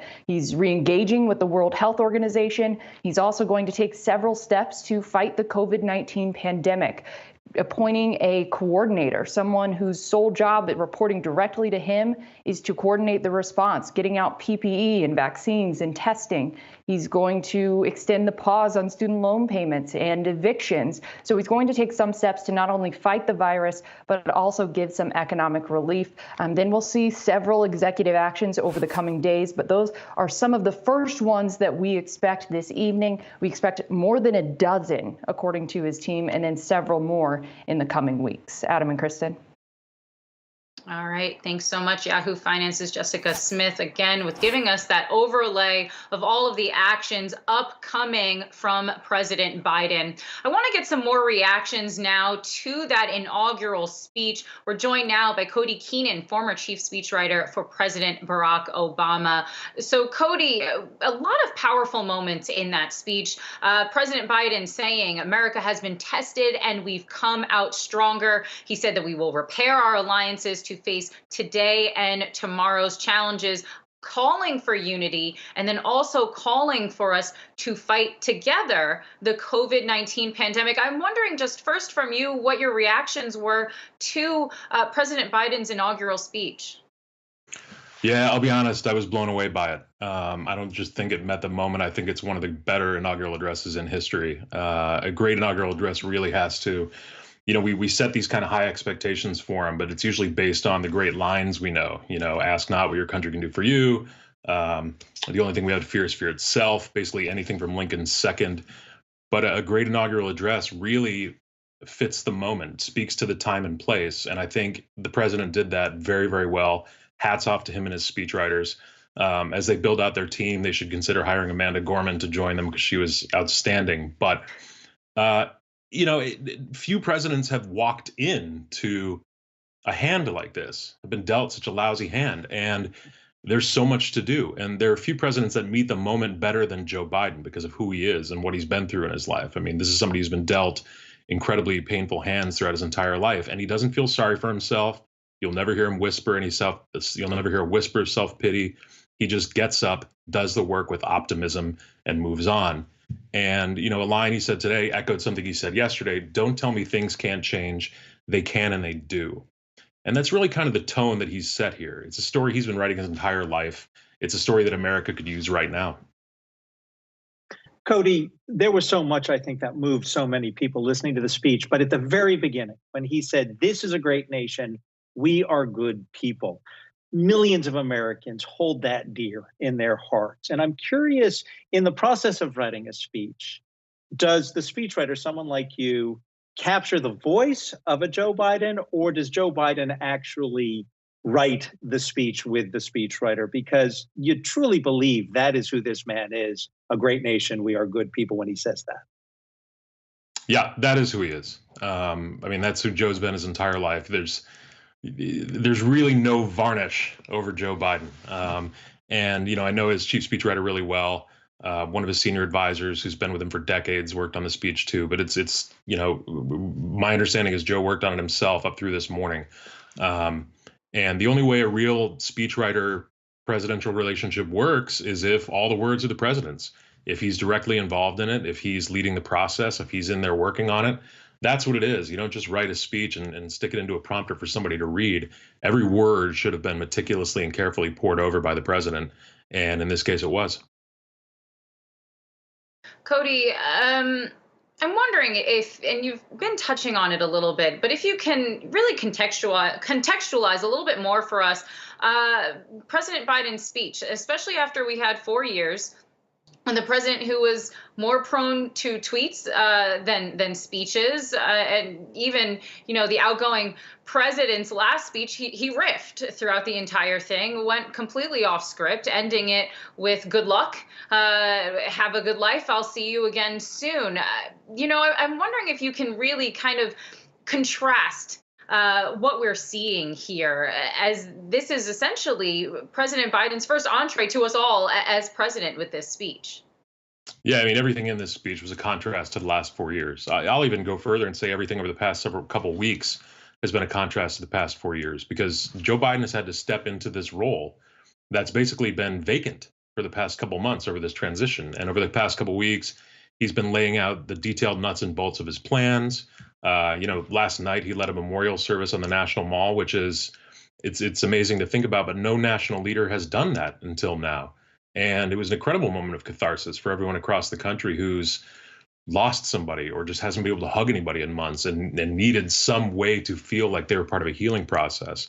That's when we talk about tone. It's mocked a lot when somebody says, so-and-so had a new tone today, but that's the tone that Joe Biden sets as he's taking office. Tone is about more than words. It's about the way you carry yourself. It's about the people you hire in your administration. It's about the priorities you put in place. And he's been setting that tone now for the past couple months. So, and going forward, he'll continue to do that. I mean, kind of like I said earlier, this is a man who has been through deep traumas in his life. And we're in a moment of deep trauma right now. I mean, no president's walked into 400,000 dead Americans. We are approaching the height of the pandemic. The economy's in shambles. There's an ongoing cyber attack at all levels of the government. The transition was a mess.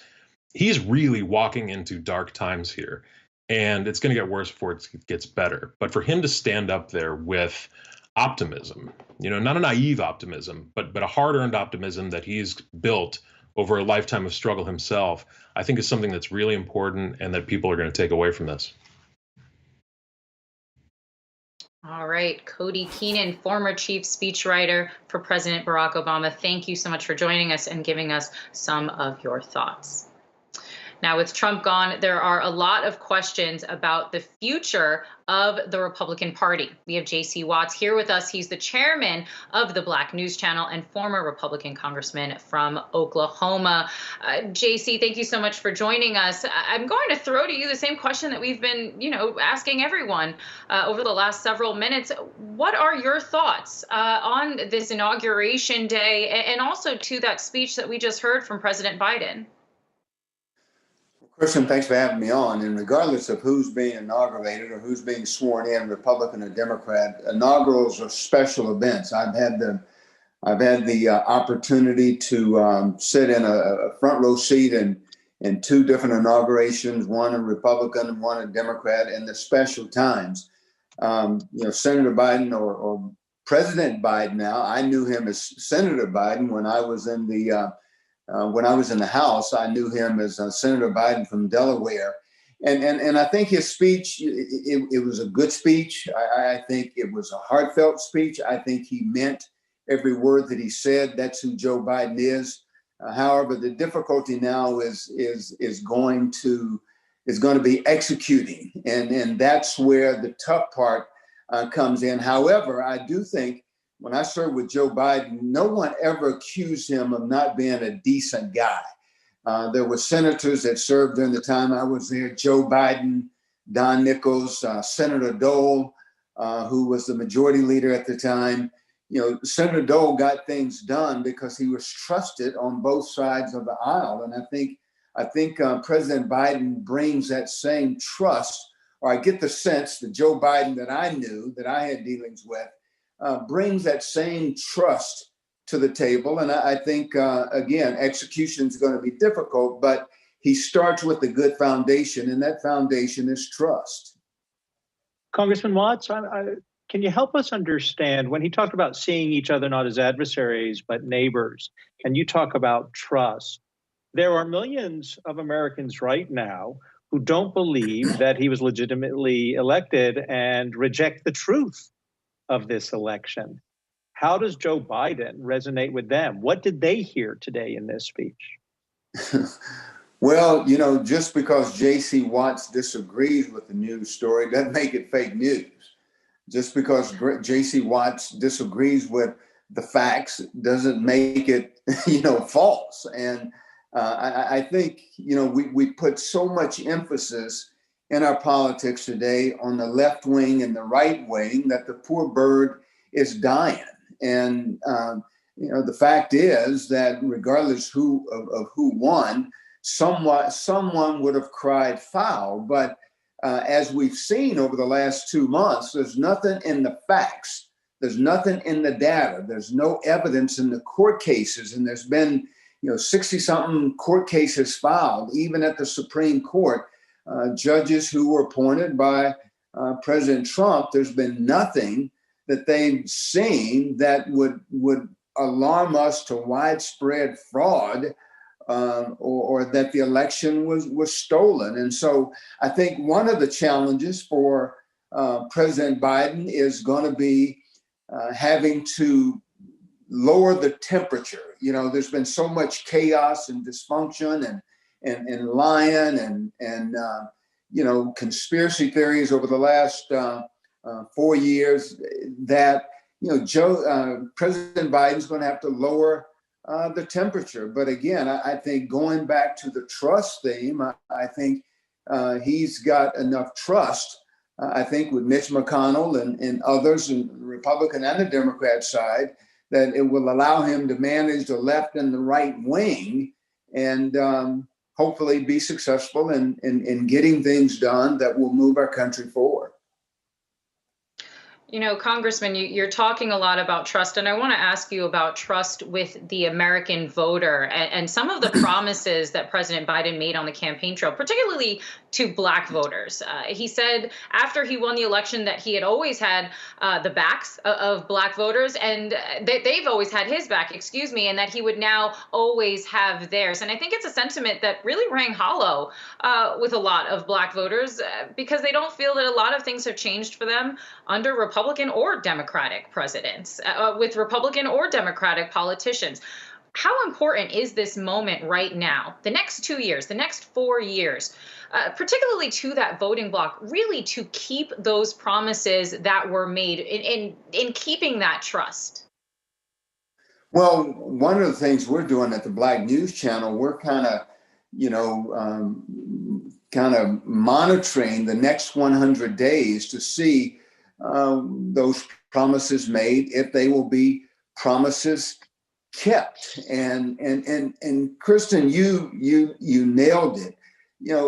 There's some conditions in every community, in poor neighborhoods, red, yellow, brown, black, and white. There are conditions that it really doesn't matter who's in the White House. Those conditions 4 years down the road, 8 years down the road, they don't change. And I think it's because we tend to use the same old models and trying to deal with the same problems, and we use models that don't work. And so I think we have to. I hope President Biden will be open to looking at new ways of dealing with old problems, because if you're dealing with old problems the same old way, you're right. 4 years down the road, 8 years down the road, JC was saying in 2020 or 2021, when President Biden was sworn in, JC was saying, "Hey, my conditions hadn't changed. I'm making less money. I'm still, in poverty. I'm still below the poverty level." So if you're afraid to change the way we try to deal with many of our problems, you're going to get the same old results. And again, you look at it under President Obama, under President Bush, under President Clinton, hopefully under President Trump, under any of those presidents, if you were in poverty 16 years ago, you're still in poverty today. Congressman J.C. Watts is chairman of the Black News Channel and a former Republican congressman from Oklahoma. Thank you for joining us here during the inauguration.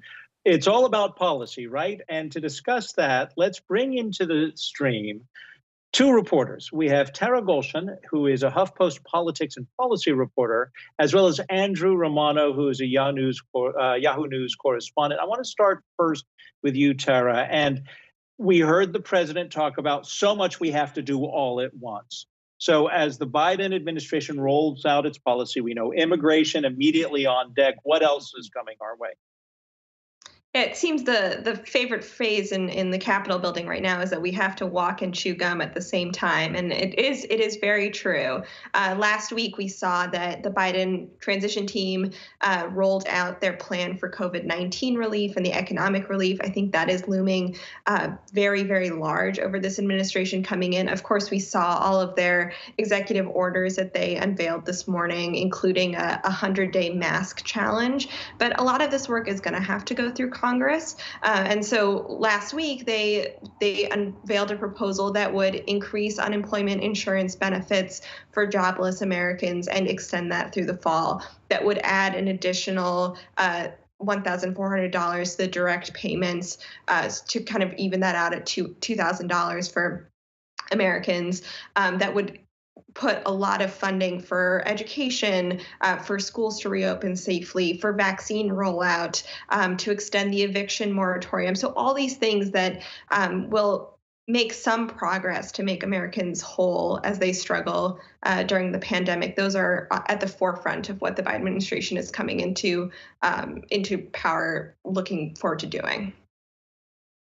Going to you now, Andrew, I'm a little bit curious your thoughts on something that we kind of picked up on a little bit with Congressman Watts, which is the future of the Republican Party and how it's going to interact with President Biden. I'm curious to know how you view Trumpism impacting the Republican Party and how that's going to impact the relationship with the new president. It's a fascinating question. I mean, that's the big question for the GOP right now. Essentially, the party has been cleaved in two by Trump. As he leaves office, he takes with him a very loyal base. We see this in polls. The Republican base still approves of Trump, 80% or more. He threatens to start his own party. We saw a report in the Wall Street Journal about him discussing at least the idea of a patriot party of his own, a third party. And on Capitol Hill, you have people like Mitch McConnell, the leader of Senate Republicans, saying that Trump bears responsibility for the attack on the Capitol, saying behind the scenes that he thinks impeachment is a good idea because it will allow the party to move past Trump. But the question is how? How does the party get past Trump if he's still out there rallying his base, causing trouble? I think the question of his access to platforms is going to be really interesting in this regard. Obviously, he's been banned from Twitter. He doesn't have that megaphone. How much can he kind of hold hostage the party when he doesn't have the same sort of speakers, the same same sort of access to people that he had before. I think that's going to be a big question for the GOP going forward, whether they can kind of break their ties with him and move forward. But he remains the most popular politician in the Republican Party, and that is going to present problems not just for the GOP as they try to navigate, but for Joe Biden as he tries to get through multi-trillion-dollar rescue and recovery packages through a Congress where he has to rely in large, at least in some measure, on Republican cooperation. So it is a really tricky puzzle, both for the GOP and for Biden going forward.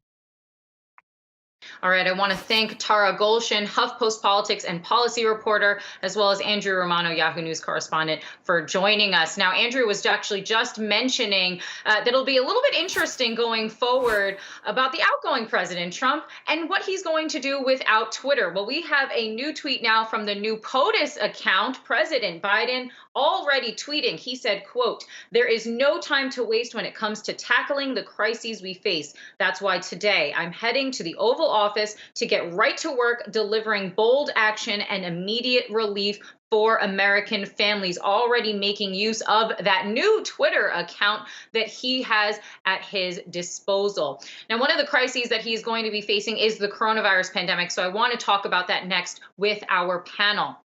And loomed large over not just this inauguration, but also the start of Biden's presidency. We have Dr. Amish Adalja, senior scholar at Johns Hopkins Center for Health Security, as well as Joe Grogan, former head of the U.S. Domestic Policy Council, joining us right now. For everyone at home, Joe is also the former White House COVID-19 task force member. Doctor, I want to start with you. You've said before that you want President Biden to take the handcuffs off the CDC. How optimistic are you now with this new administration going forward? And do you think that essentially the United States was hobbled in its coronavirus response because of the last administration? I'm very optimistic because if you look at what President Biden has articulated and the importance he's given the pandemic, it really encompasses much of what we've been saying in this field for over a year now. All of the actions that needed to be taken are likely to be more likely to be taken now. We're also going to see much more leadership from the president, as well as a belief that science should guide this response and an ability to let the CDC, let the NIH speak directly to the public, where there's not so much of kind of massaging of the message to fit political aims, but a message that's really aimed at ending this pandemic as quick as possible. And I think we're already seeing that happen. And I do have a lot of optimism. But no matter who's in charge, we still have a tough road ahead of us because we're talking about a pandemic that is moving at lightning speed right now, a vaccine rollout process that is very flawed. And so it's going to be a challenge for anybody, even in the best circumstances. You mentioned science in the way, and we're going to have a new science advisor to the president, Eric Lander. But help us understand the promises that are being made. 100 million vaccinations within 100 days. At the time that New York City says they have postponed second doses because they've run out of vaccination. How are we going to do 100 million in 100 days? So that is a very ambitious goal, but we are nearing about 900,000 doses per day. So I think it is something that is achievable and realistic. Hopefully, in Operation Warp Speed, the part of it that was really a success was the manufacturing. Hopefully that manufacturing process will be able to catch up so second doses can be given at a regular time. And I think it's going to be something that we're going to have to kind of titrate to see how the vaccine rollout is going. But what you see from President Biden is a very articulated response, using FEMA, using the National Guard, mobile vaccination units, really trying to make this an all-out war effort where all hands are on deck. And I think we can do it. We can follow the example of countries like Israel and the United Arab Emirates that have done much better than us with vaccination. So this is something that can be achieved, and I think we should hold the president to this. Joe, you understand policy. Can we do this? We can hold them to it, but will they achieve it? Well, thanks for having me. I, too, believe that 100 million is doable. As you said, we're at 900,000 a day now. There is no question that there are bottlenecks and there were some screw-ups in developing the distribution plan, not because it didn't look good on a slide deck and didn't have enough centralized federal control. Actually, the opposite. There was too much federalized control, and we didn't use our private sector distribution channel enough and defer to them. I would hope that the Biden administration, while they're looking to get more vaccine into the arms of people who may be disconnected from the health system will also call up the big distributors, McKesson, AmerisourceBergen, Cardinal, and the people that run our pharmacies, CVS, Rite Aid, Walgreens, and say, how many vaccines could you take, would you even buy, and how many people could you get vaccinated? I think in many areas of the country, people would be more likely to get vaccinated and trust a pharmacist who may be their primary caregiver. Let's recall in parts of this country, they don't have regular access to doctors, and they would be more trusting these people than somebody showing up with the National Guard in camouflage with a needle in their arm and saying, we're from the government, we're here to help you. So I think 100 million is doable in 100 days. I don't think it is that much of a stretch, but let's not forget, you need 200 million more to get everyone vaccinated in the country. Now, is that the goal? We probably don't need 300 million to move beyond this epidemic, but you do need more than 100 million. We do 90 million a year with the flu every year. So getting to 100 million is not an impossible task, and it is achievable. And I am optimistic that they will hit that target, but they're going to need to adjust their plan as it gets unfolded into the real world. Joe, when you say that there was actually too much federal control and involvement, I'm curious to know what you mean, just because I have spoken to doctor after doctor after doctor, a public health official after public health official for weeks now. And it seems as if the common refrain among them all is that, frankly, the rollout of the vaccine and as well as the testing for this virus has been largely left to states and local governments, which are already stretched thanks to the pandemic, already stretched financially because of the pandemic. So where do you see really as there being too much federal involvement when so many folks are saying, listen, we actually need to bring the full resources of the federal government to bear to really coordinate an effective coronavirus response and a vaccine rollout? Well, setting aside the testing that you mentioned and just sticking strictly on the vaccine, remember the federal government bought every dose. And as your other guest mentioned, they did a great job in ramping up manufacturing and buying the vaccine doses in advance. But you could not get your hands on the vaccine without federal approval. So the federal government was approving where it was to be sent, what states were to get it. And I absolutely agree with you. They did not give enough money quickly enough to the states, nor did they give enough direction, except in certain instances where they gave too much direction, where states deferred to them too much and said, hey, listen, the CDC guidance says we can't give this vaccine to people that aren't in these categories, and we can't find enough people in these categories. There aren't enough people serving in medical settings who are willing to take the vaccine. So then vaccine sits on the shelf. This is the problem with central planning. People make decisions in the real world that upset your central plan. And the fact of the matter is, as I said before, we get 90 million people a year vaccinated for flu. So what they should have done is supplement the private sector channel with federal distribution in those areas where there wouldn't be access.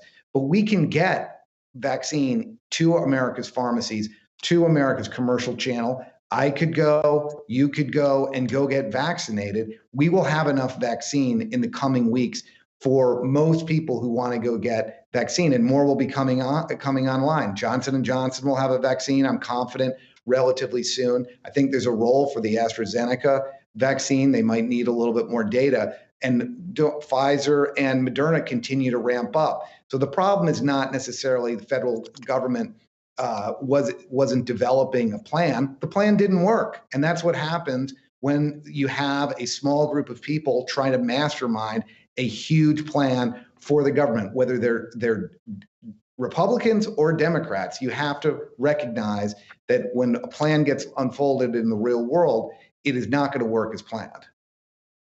All right, let's say thank you to Dr. Amish Adalja, Senior Scholar at Johns Hopkins Center for Health Security.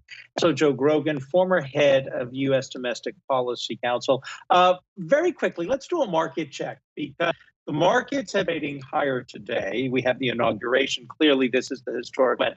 But as we take a look at market and see, the Dow is up almost a full percent, up 205 points. The S&P 500 is up 1.4%, up about 52 points. And the NASDAQ is 1.9%, more than 250. So that's where we stand on the markets.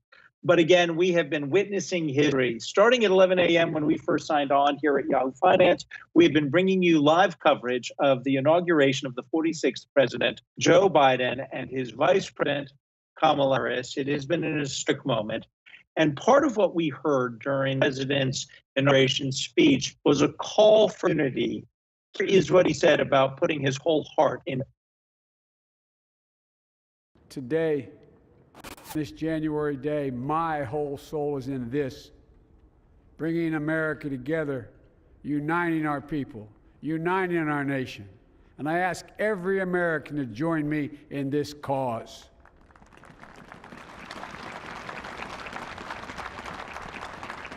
Uniting to fight the foes we face: anger, resentment and hatred, extremism, lawlessness, violence, disease, joblessness, and hopelessness. With unity, we can do great things, important things. We can right wrongs. We can put people to work in good jobs. We can teach our children in safe schools. We can overcome the deadly virus. We can reward work and rebuild the middle class and make health care secure for all. We can deliver racial justice, and we can make America once again the leading force for good in the world.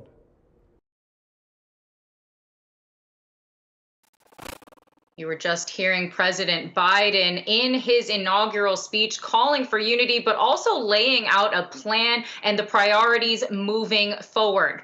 I want to bring in Cal Penn now. He's the former associate director of the White House Office of Public Liaison. Cal, thanks for joining us. You know, the job of the Office of Public Liaison is essentially to help the White House engage with the public. I'm wondering how you imagine engagement going forward, especially after 4 years of a president that you did work with briefly, who was known essentially as the Twitter president. Yeah, well, first of all, thanks for having me. It's an amazing, uplifting, historic day. Look, in terms of public engagement, you've had a total lapse in the last 4 years, right? I'm not familiar with how President Trump ran that office. It doesn't seem like it was as staffed as the Obama-Biden public engagement office was.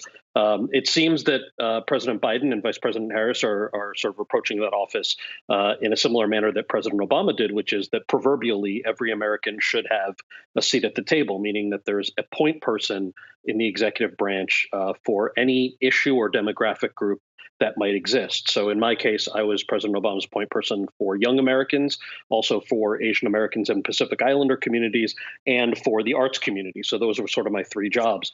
And there was somebody who would cover rural issues, urban issues, Italian American issues. The list is almost endless, but those offices work really well when they work together, right? So when you don't just, for example, have your LGBT outreach person bring in LGBT folks for a meeting about that particular community, but they need to be at the table for a conversation about economic reform or healthcare or student loans. And I would imagine that especially if you paid attention to the president's speech today, it seems that that's the approach, right? It's a really unifying approach. It's not just a return to that sort of civility and decency, but the understanding that if our country is going to move forward, we're going to have to do it together. So you're highlighting several groups that was your responsibility really to engage with. And I'm going to ask you a question that, Adam kind of threw to me earlier, which is the importance of the election of 2020 and now this inauguration as a younger person. I'm wondering how you imagine some of those communities, the younger communities, the Asian American communities, Pacific Islander communities, really interacting with this administration and with this presidency going forward, given the historic nature of the election and of this inauguration. Yeah, it's an interesting question that I've thought a lot about. When we started, I joined the White House in June of 2009. And at that point, we weren't allowed to use any social media because between the Hatch Act and some of the Presidential Records Act, they hadn't yet sorted out what you can and can't do. Obviously, after the last 4 years, I feel like none of that even mattered. You can just sort of do what you want, and there's really no penalty. Not that I'm suggesting that President Biden and Vice President Harris should go down that road. It's a dangerous slope and not one that you want to set a precedent for. But it's interesting because when, my job was to reach out to young people, and I wasn't really allowed to use Twitter. I wasn't really allowed to use digital technology except for maybe video conferencing or the phone, or obviously getting out onto college campuses or community organizations. That's changed so much, right? We know that there's an opportunity for the White House to engage on multiple social media platforms, official and unofficial. There are conferences and gatherings that now, if there's ever a silver lining to the fact that we need to be socially distanced right now, it's that we're all used to working with Zoom and used to communicating remotely. So I feel like there's a lot of opportunity there. And then the real underscore there that the president mentioned, and I know Vice President Harris has mentioned before, is they, sounds almost cliche, but they can't do it themselves. So we saw this with Georgia, right? If everybody had just sort of said, okay, the election's over, we have President Biden and Vice President Harris, we wouldn't have won those 2 Senate seats in Georgia. But that didn't happen. You had all of these young people. You had these previously disengaged groups. I call them that because, usually you read about it in the media. It's like, will young people show up? Will Asian Americans show up? Will Black folks show up?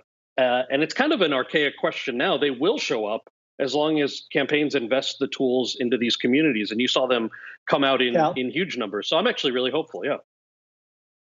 Cal, how should the Biden administration, if it should, reach out to those media platforms, and I don't want to say news platforms, that are absolutely aligned at creating the animosity and the negative anger that perpetuates their ad dollars? You know who I'm talking about, and they're lining up to do that. So should the president even engage them? I think it depends who you're talking about, right? It's such a funny thing when I look at you look at, let's be honest, cable news as a whole, I think, is designed to sell advertising space, right? So within the confines of that, sometimes you'll get a more salacious story as opposed to a story that's a little more middle of the road. I remember, for example, when we were working on the DREAM Act got very little traction in the news because it just wasn't sexy enough, right? But the DACA stories rightfully were covered, quite vociferously by the press because it just offered a kind of a sexier imagery.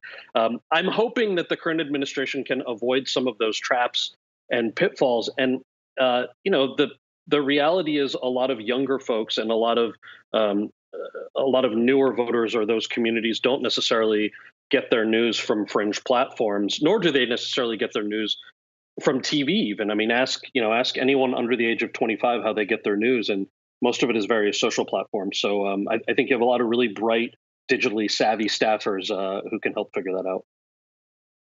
Well, the fact that some of the predictions of calamity that you see on platforms like Parler among QAnon adherents, the fact that those don't come true, will that help open the minds of those people to the administration? I don't know, and I don't know how fringe they are. I also don't know that the onus is on the administration to address those lies. I heard one of your guests earlier talking about, it's Biden's responsibility to turn down the temperature, and I sort of giggled to myself because it hasn't been Biden who's been yelling and screaming for the last 4 years. It's decidedly been the Republican Party. This is not just an issue of President Trump. It's an issue of the entire party. And some of them, thankfully, are starting to change the way that they talk about their fellow Americans a little bit since January 6th. I hope that continues. But I think in a lot of ways, it's going to require people on their side to sort of say, hey, we've been peddling this complete insanity. And maybe we need to dial that back a little bit in the interest of some of our shared goals as a country. Cal, you're bringing up a lot of issues here that I would love to discuss further with our next panel. Cal Penn, former Associate Director, White House Office of Public Liaison. Thank you so much for joining us. So let's get into some of those issues that Cal was just highlighting. I want to bring on former Senate Majority Leader Tom Daschle and Yahoo Finance's Rick Newman now to the program. Senator, essentially, Cal was just mentioning that piece about it's President Biden's job to turn down the temperature and him laughing at that. essentially because he has to work with the Congress, with members that have been the ones that have really been turning that temperature up. I'm wondering how you imagine President Biden working with some of those members inside of Congress, some of whom actually have already said that they're going to be planning on filing articles of impeachment against him. How does the new president work with a Congress that is filled with some of those members? Well, I think you have to isolate the radicals. There isn't much you can do with somebody who would be that outlandish this soon, and it's very unfortunate. But there are a lot of Republicans that I think hold real promise. They know we've got to govern. I think one of the things that Joe Biden can do, and he's very good at doing it, is to include Republican leadership as decisions are made. Invite the leadership of Congress down to the White House, perhaps once a week on a Tuesday morning, talking about what they could accomplish together that week, in spite of whatever differences there may be. Invite them up to Camp David. Talk about what you want to accomplish for the coming year, and use that as sort of the beginning for whatever it is you're going to say you want to do for the country for that particular year. Do as much to include, to organize, to collaborate, to create that environment. Everyone has to turn down the temperature, and Joe Biden didn't create it, but he can help and he can contribute in doing as much as possible to alleviate it. And I think that's what he'll try to do. Rick, what do you think of what Senator Daschle has said? I mean, would that include perhaps even inviting Ted Cruz to a one-on-one with the president?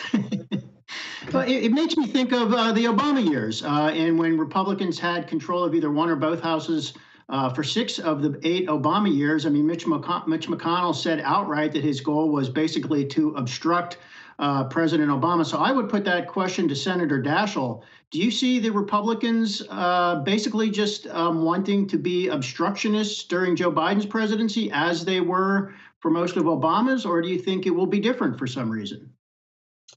I think that remains to be seen. I don't think that the Republicans are any more unified today than they may have been over the course of the last several years. I think in some cases you're going to see a real willingness on the part of Republicans to write a new chapter. Mitch McConnell has started to put space between him and Donald Trump.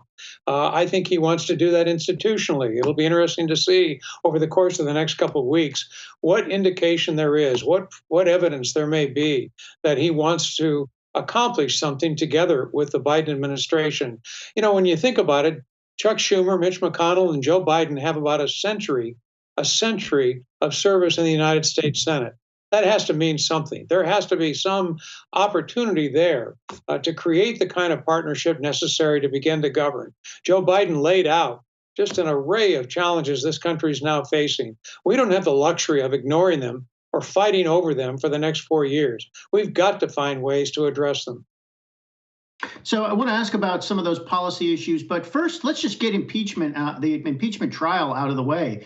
Do you think there is a chance the Senate could actually convict President Trump, and would that in some way align some Republicans more with Democrats in terms of legislative priorities that would come afterwards? Well, you asked the question in a way that I think you could obviously answer in the affirmative. There is a chance. I'd say the odds probably are still unlikely, but I think Mitch McConnell's recent comments are an indication that they are giving it a great deal of thought. I don't think there's any question he's guilty. I don't think most objective observers would challenge that. The real question is there enough political courage on the part of 17 Republicans to address this issue head on and to put it behind us? I'm hopeful that is the case, but time will tell. Senator, I'm wondering how you imagine, in terms of that alignment, a lot of folks have said the Democrats have really provided a safe space for some conservatives, for some Republicans inside their party. I'm wondering, and we've been talking about this a little bit throughout the program, how you imagine that the fractional nature of the Republican Party, particularly with this rise of Trumpism, impacting any kind of consensus that might be happening, particularly inside the Senate going forward. I think consensus is always difficult to achieve. I served there for a number of years and leader for 10 years, and I can tell you that it doesn't come easy. It really does require a lot of work, a lot of effort. The problem we've had in recent years is more and more members of the Senate believe compromise is capitulation. Compromise is not capitulation. Compromise is the oxygen of democracy. We're going to have to see that compromise in evidence as we go through this very aggressive and ambitious agenda that Joe Biden intends to lay out. It's going to require participation. We don't need unanimity. We don't even need an overwhelming majority. We are going to need a consensus, and that is going to drive our success on achieving many of these very, very important goals. Would it be to the president's advantage then to try and maneuver around Mitch McConnell via Mitt Romney or, say, Roy Blunt? Well, I don't think you really have an opportunity to do that with any regularity. Obviously, he has to work with the leadership he's given.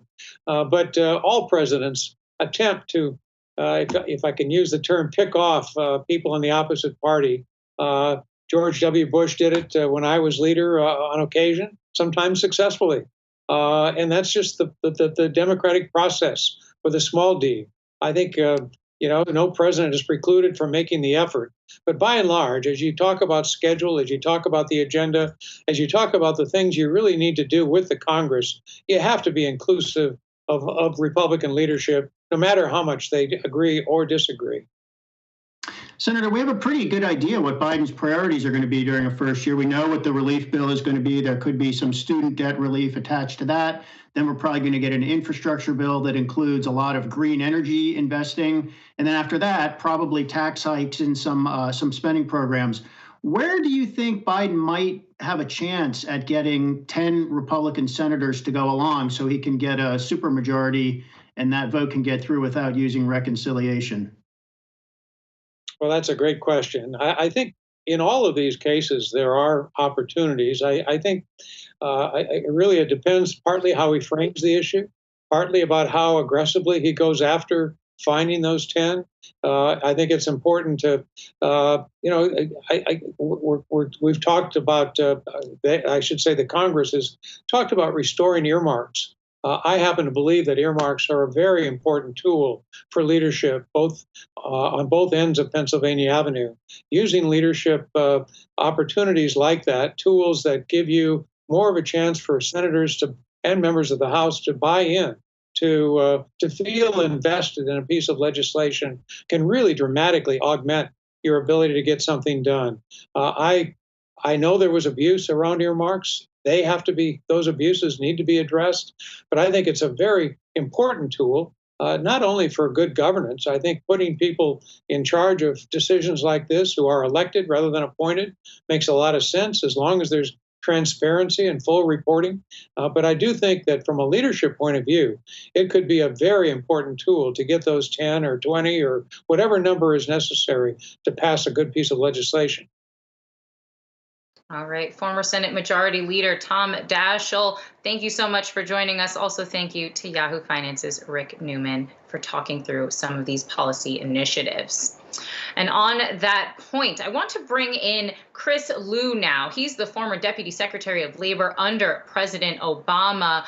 And Chris, what we were just talking about, I'm hoping that you can pick up on, because Biden's economic agenda is pretty ambitious given the struggling nature of the economy right now and of the labor market to some degree. I'm wondering how difficult you think this task is going to be going forward, getting consensus among Republicans and Democrats, at least on this economic piece, as we've seen Republicans pretty reluctant, to support the economy through deficit spending 9 months to just pass the last stimulus package. How ambitious do you think it is to try to get another $2 trillion package through?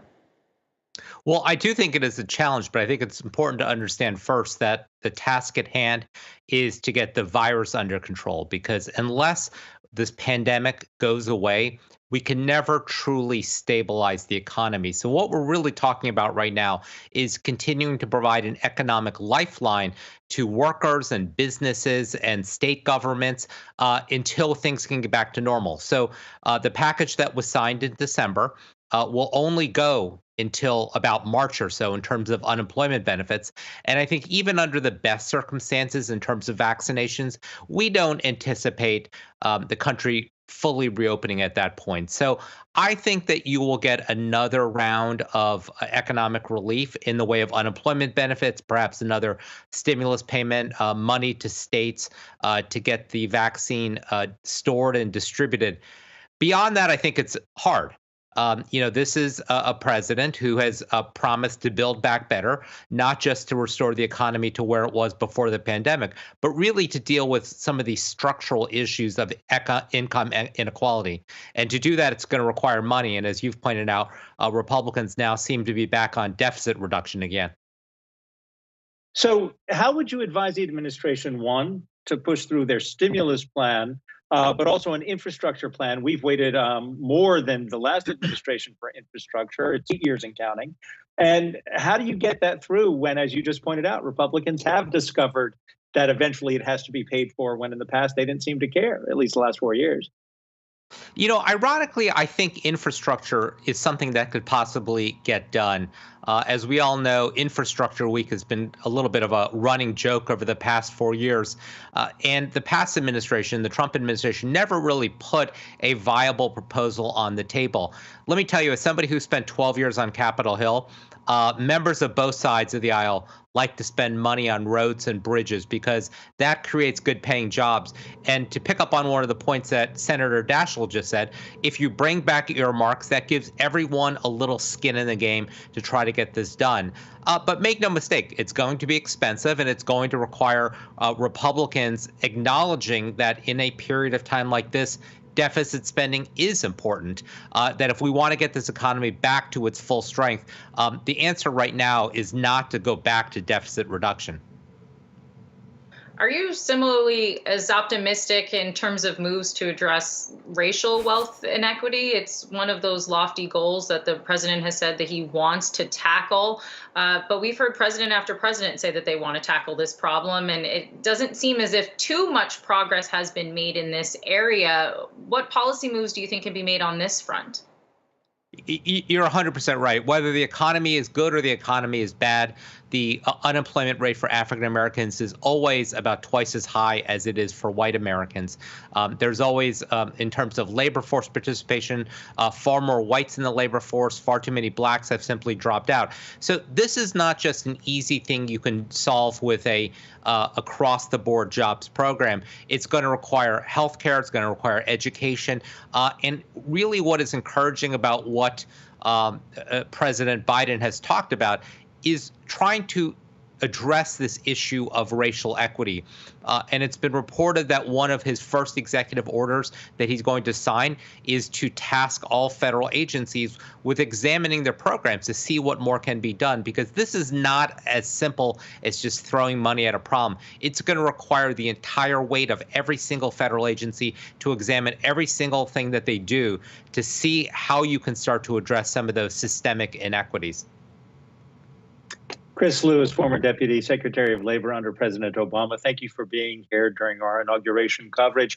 Markets are reacting to the inauguration as well as other issues today, with the S&P 500, the Dow, and the NASDAQ all in positive territory, all of them up about 1 or greater than 1%. Let's bring into the stream to discuss this Yahoo Finance's Julie Hyman, along with Ed Mills, who is Raymond James' Washington policy analyst. And Ed, I'm going to start with you.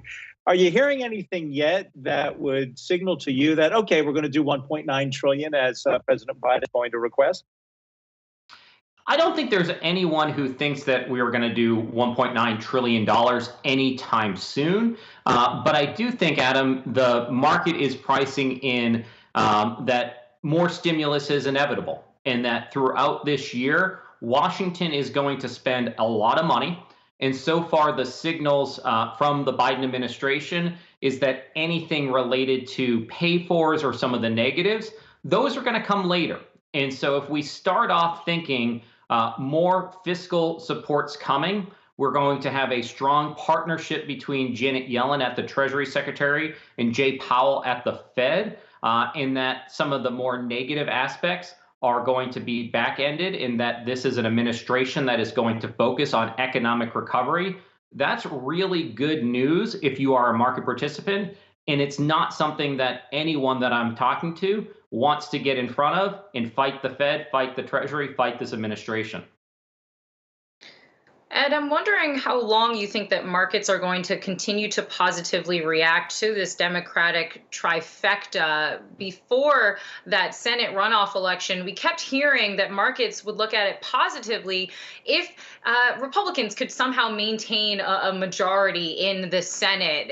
But we're in the midst of a pandemic right now, so it looks like markets are obviously considering that stimulus. Once we get past that, however, do you think that the calculation is going to change? That's a important discussion, and I think when you kind of go down a layer, so the top line, more money being spent. The next layer is about how do we pay for things? What new regulation is coming down the pike?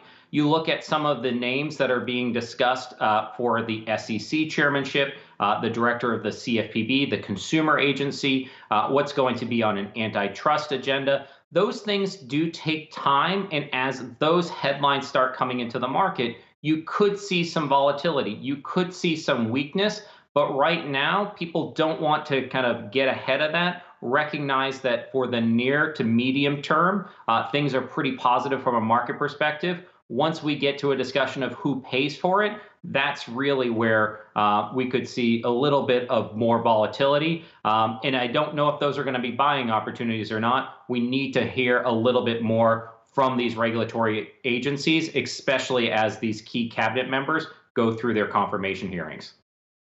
Hey, Ed, it's Julie here. I want to pick up on that because whether you're talking about regulation or, in your words, how we're going to pay for it, if that is going to mean higher taxes, when has that meant a sustained decline in profits and or in markets? In other words, we always have this sort of chest thumping, fear mongering about higher taxes, the effect on corporations. We know a lot of corporations manage to pay less than their tax rate even when taxes go up.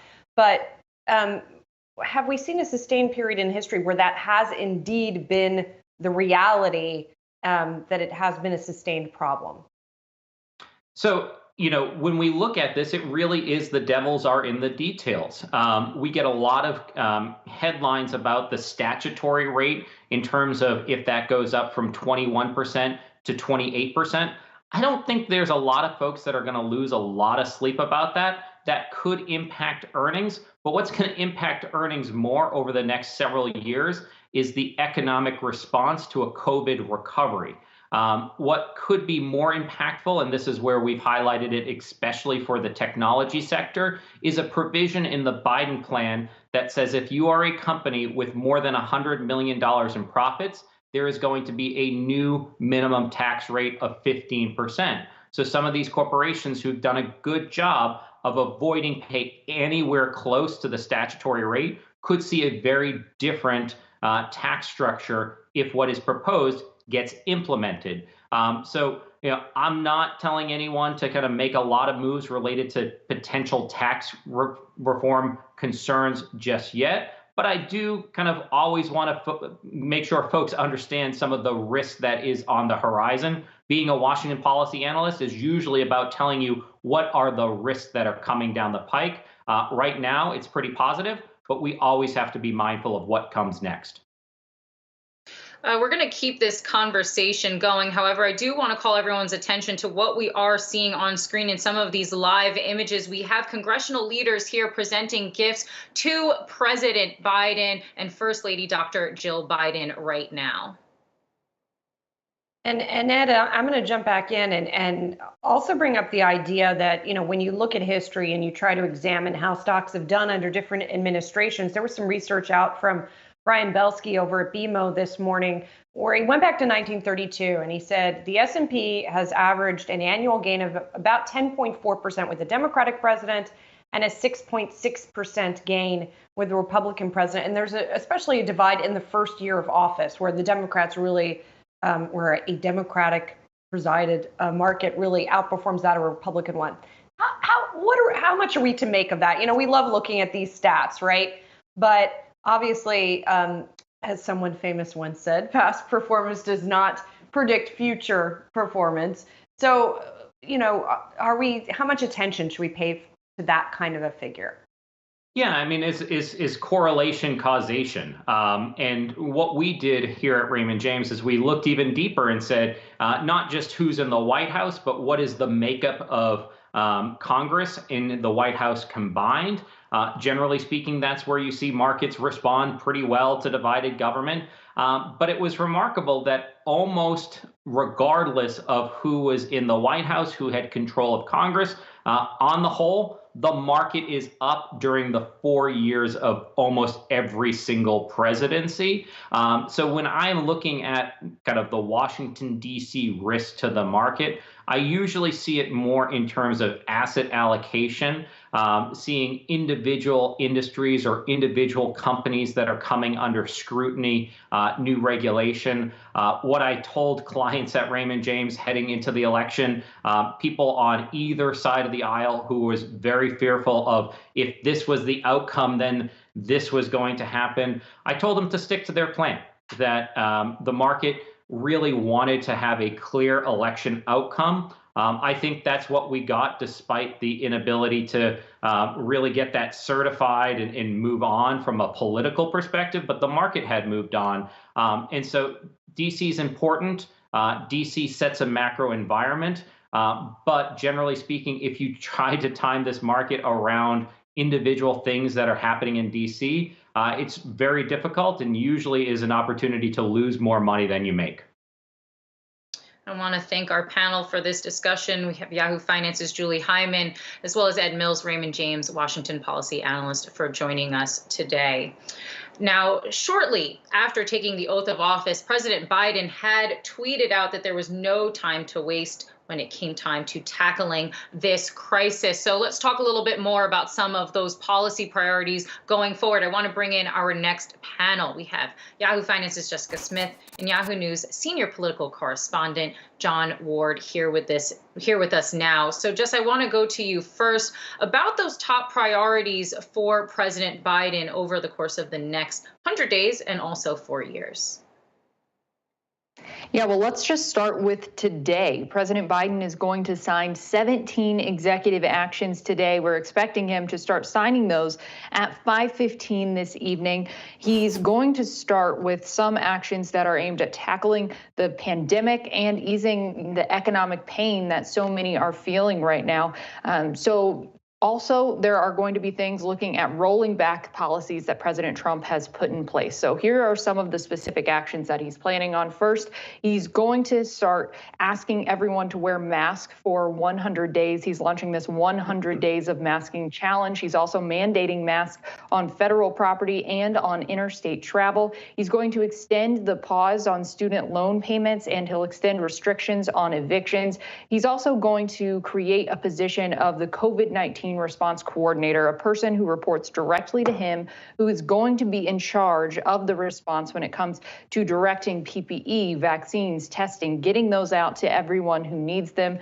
He's also going to do some other things that he promised long ago, before the pandemic was even on our radar, which was reversing the travel ban to Muslim-majority countries, rejoining the Paris Climate Accord, and he says he's going to take action to roll back some of the environmental provisions that President Trump put in place. And he's hoping to do that to fight climate change. And it's not all executive actions. He's also planning on sending an immigration bill to Congress today. That bill will provide a pathway to citizenship for some estimated 11 million undocumented people in the U.S. His incoming chief of staff did say to expect more executive actions over the next week or so. So we could see more things such as strengthening Buy American provisions. That was something else he mentioned. Tomorrow we could see more aimed at safely reopening businesses and schools. So he's getting started right now, 5:15 this evening, signing about 17 actions, and then more to come in the next few days. John, not in the next few days, but in the next few weeks, perhaps, a tax plan that includes raising the corporate tax rate to 28% and possibly raising the highest tax rate to 39.6%, where it had been in the past. What's the likelihood that President Biden's administration can deliver on that? Well, they have a very narrow majority in the Senate, as everyone knows. And so I think their opening, gambit here is going to be the beginning of a negotiation. They do have the ability to push tax changes through a 51 seat majority in the Senate through budget reconciliation. So if they want to really, expend some political capital on raising tax rates, they can probably do that. But it's going to be part of a larger matrix in determining what else they're trying to accomplish and how much political capital they do want to use on pushing that through, I would say. Jessica Smith, Yahoo Finance correspondent, and John Ward, Yahoo News senior political correspondent. Thank you for joining us. We want to also look at another part of the future, and to do that, we're inviting into the stream Malcolm Kenyatta. He is a state representative for the 181st District in the Pennsylvania General Assembly. You might be familiar with him because he was extremely vocal in the opposition to his colleagues on the other side of the aisle who are trying to stop the certification of Joe Biden's election. So let's bring in and welcome Malcolm Kenyatta. And I just have to ask you, when we talked about inviting you to the program, there was unanimity on our staff that you represent, in some ways, the future of the Democratic Party. So a lot of pressure riding on you right now. But what's your overall reaction to what we're witnessing? You know what? It's, I don't really see it as pressure at all. There are so many people from districts like mine, communities, so many people from communities like mine who are asking a simple question and who want a simple question answered. And I think the president started to lay that out today. He talked about in different terms, but really under the same umbrella of this idea of building back better, of dealing with the pandemic, of getting schools safely reopened, as one of your guests just mentioned, of getting relief immediately to small businesses that make up our main streets and our Elm Streets. And so I think that is the priority for everybody right now, and it should be the priority for our leaders in Washington. In Harrisburg, where I work, there's still divided government. And so unfortunately, the Republican majority in the legislature is still pushing these same lies about the election. But I think the American people are ready to move on, and they're ready now for us to start having conversations about them and about what their families need in this incredibly challenging time. We've been talking a lot about the future of the Republican Party, but I'm curious to know your thoughts on the future of the Democratic Party. As Adam's saying, you are probably going to be one of the leaders of that party going forward. What do you think the Democratic Party is going to look like over the course of the next 4 years? How does the Democratic Party bring in some of those voters out there that feel as if they are disenfranchised or feel left out in the cold? And should the Democratic Party include some of those voices, like some of those Trump voters, for example? I think every election, and certainly I think at the core of what the Democratic Party is going to put forward as our question in every single election, is who government works for, who government should work for, and really what should government work on. And I think at the end of the day, government doesn't often work for working people because not enough working people work in government. It's not lost on me that when President Biden was sworn in today, he's one of the first presidents that actually went to a state university for college. He comes from a working town in Scranton, and he understands what working people and working families are really struggling with and dealing with. The former president talked a lot about what he was going to do for working people, but obviously he didn't produce a lot. I think that Joe Biden is somebody who understands what it means to have to work 2 and 3 jobs, what it means to be on the edge of the middle class every single day, worrying about whether or not you're gonna fall over. He understands what folks who are dealing with deep poverty, what they're dealing with. And so the Democratic Party at its core has to be the party for working people, has to be the party that focuses on communities like mine here in North Philly, where folks are working 2 and 3 jobs, where we have not raised the minimum wage beyond $7.25 in 13 years, where you have so many essential workers who are still begging for hazard pay and who are still waiting to get the COVID-19 vaccination, a process that under the previous administration was moving very slowly. And so I think the future of the Democratic Party is all about centering the needs, the concerns of working people and making sure that they are at the core of our policy conversations. Listen, when we lift up working people, we lift up our entire economy. And that is what I think this administration is going to be all about and what the future of the Democratic Party is about, and certainly what I'm going to be talking about. Also inclusion. I mean, the coalition that Stacey Abrams put together to bring victory in Georgia, I would imagine you would agree cannot be a one-off, that people of color and communities of color, and I heard it said, and I thought it was rather poignant, that for a great many Americans, democracy has really only been about 55, 56 years old. How do you get these people back to the polls in 2 years, in 4 years? Well, I think it's certainly about our message, which I just talked about in some detail, but it is also about who the messengers are. There's a certain lived experience that comes with being a person of color, comes with being a woman, comes with being LGBTQ. There's a certain experience that you get. And that experience is going to be deeply instrumental, not just from the perspective of, it looks good to have people of color, but from a perspective of policy. It is really, really key when we're talking about how do we deal with the fact that COVID-19 has impacted Black Americans more than anybody else, Brown Americans more broadly. How do we deal with the fact that student loan debt is disproportionately held by Black women? How do we deal with the fact that minimum wage jobs are disproportionately held by Latino women and women of color in general? And so when we talk about diversity, this is not just about having aesthetic differences represented in our elected officials. It is about the lived experience that they bring to the table as we debate and craft policy that hopefully will move our communities forward. There are a lot of people who run for office with a bunch of credentials, and credentials are good, but credentials aren't necessarily experience. The president talked about, folks who are laying in bed at night, looking up at the ceiling, worried about whether or not they're going to be able to keep their job, whether or not they're going to be able to provide for their families. It's that type of experience that we need in government. People who really understand what it looks like when government doesn't work for you.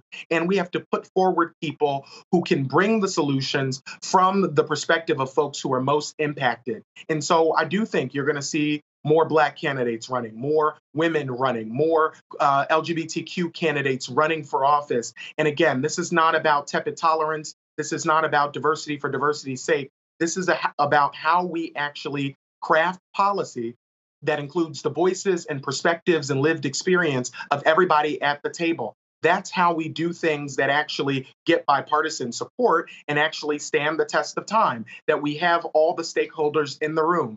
And for too long, Congress has not looked like a place where all the stakeholders have been in the room. For too long, Congress, over half of them have been millionaires. We have to change that if we're going to actually deal with the issues that people talk about when they're campaigning. If people care about working people, care about working issues, then they need to be encouraging and supporting working people when they step up and run for office. And I think when they do, they're going to win. That is such an important point that we have been talking about. Representation absolutely matters. And I'm also hopeful, as just that you're saying, that prediction that you've made that we're going to be seeing more Black, female, LGBTQI candidates coming forward in the coming years to run for office. Malcolm Kenyatta, state representative for the 181st District in the Pennsylvania General Assembly. Thanks for joining us today. Always a pleasure. Thank you. I want to bring back into the program Yahoo Finance's editor-in-chief, Andy Serwer, for some of our last thoughts here now. And Adam, you were asking me a question a little bit earlier about how I was reacting as a younger person to this inauguration after this very chaotic election that we had. And I want to throw that question back to you and also to you, Andy, about some of your thoughts, your reactions on this day after you've witnessed a couple of inaugurations now, what you're making of this moment. Kristen, more than a couple, I have to say. But yeah, they're all the same and they're all different. That's what I'll say about inaugurations. Some of them are sort of a continuation, a continuum, if you will. Say, for instance, when we go from Ronald Reagan to George H.W. Bush, some of them are much more of a demarcation, which is to say maybe going from H.W. Bush to Clinton. This one is a huge break, and it's different in terms of politics, but even more importantly in terms of tone and priorities. I don't know about you guys, but it's only been about 2 hours. It's only been about 2 hours, and already the world feels pretty different to me. And I'm feeling that on social media and communicating with friends, acquaintances, and people I don't know on different platforms. And, you know, for a majority of Americans, their hope now lies with a 78-year-old man who has been through the ringer personally and professionally. And we look forward to what he hopes to accomplish. The challenges are myriad: the pandemic, the divisiveness, climate change, our relationship with China, income and wealth inequality. But he spoke to those. He spoke about it, and I think he understands the task at hand, which is Herculean. But I should also point out, we are here at Yahoo Finance, that so far the market seems to like it. The market is up nicely since November 3rd, and it's up today as well, you guys. Kristen, very quickly, the thing that really was moving to me was Kamala Harris and watching her be sworn in. Just we don't get to a moment like this without millions of Americans taking steps that make it possible for a Kamala Harris to be elected. So that was something I think that just resonated. Again, I keep referring to these eyes, which have been open since Richard Nixon was inaugurated. And I think that the arc of history is moving in the right direction. Andy Serwer, thank you. It's been a pleasure working with you as always, Kristen. But as we get ready to wrap up our inauguration coverage, let's do a market check, because we are Yahoo Finance. And what we are seeing on Wall Street right now is that the S&P 500 is up 52 points roughly. We've got the Dow is up about 240 points. The NASDAQ is up 251 points. When you look at how the markets are reacting, also taking a look at sectors, communication services up 3.7%. We got the first tweet from President Biden not too long ago. We're also watching consumer discretionary rise. It's up about 2%. The one sector right now that is in negative territory are the financials.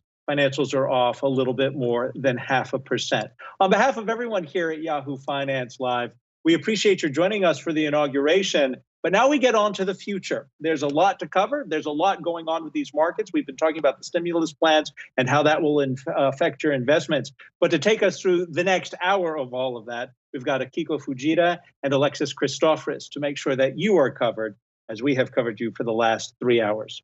All the best to you.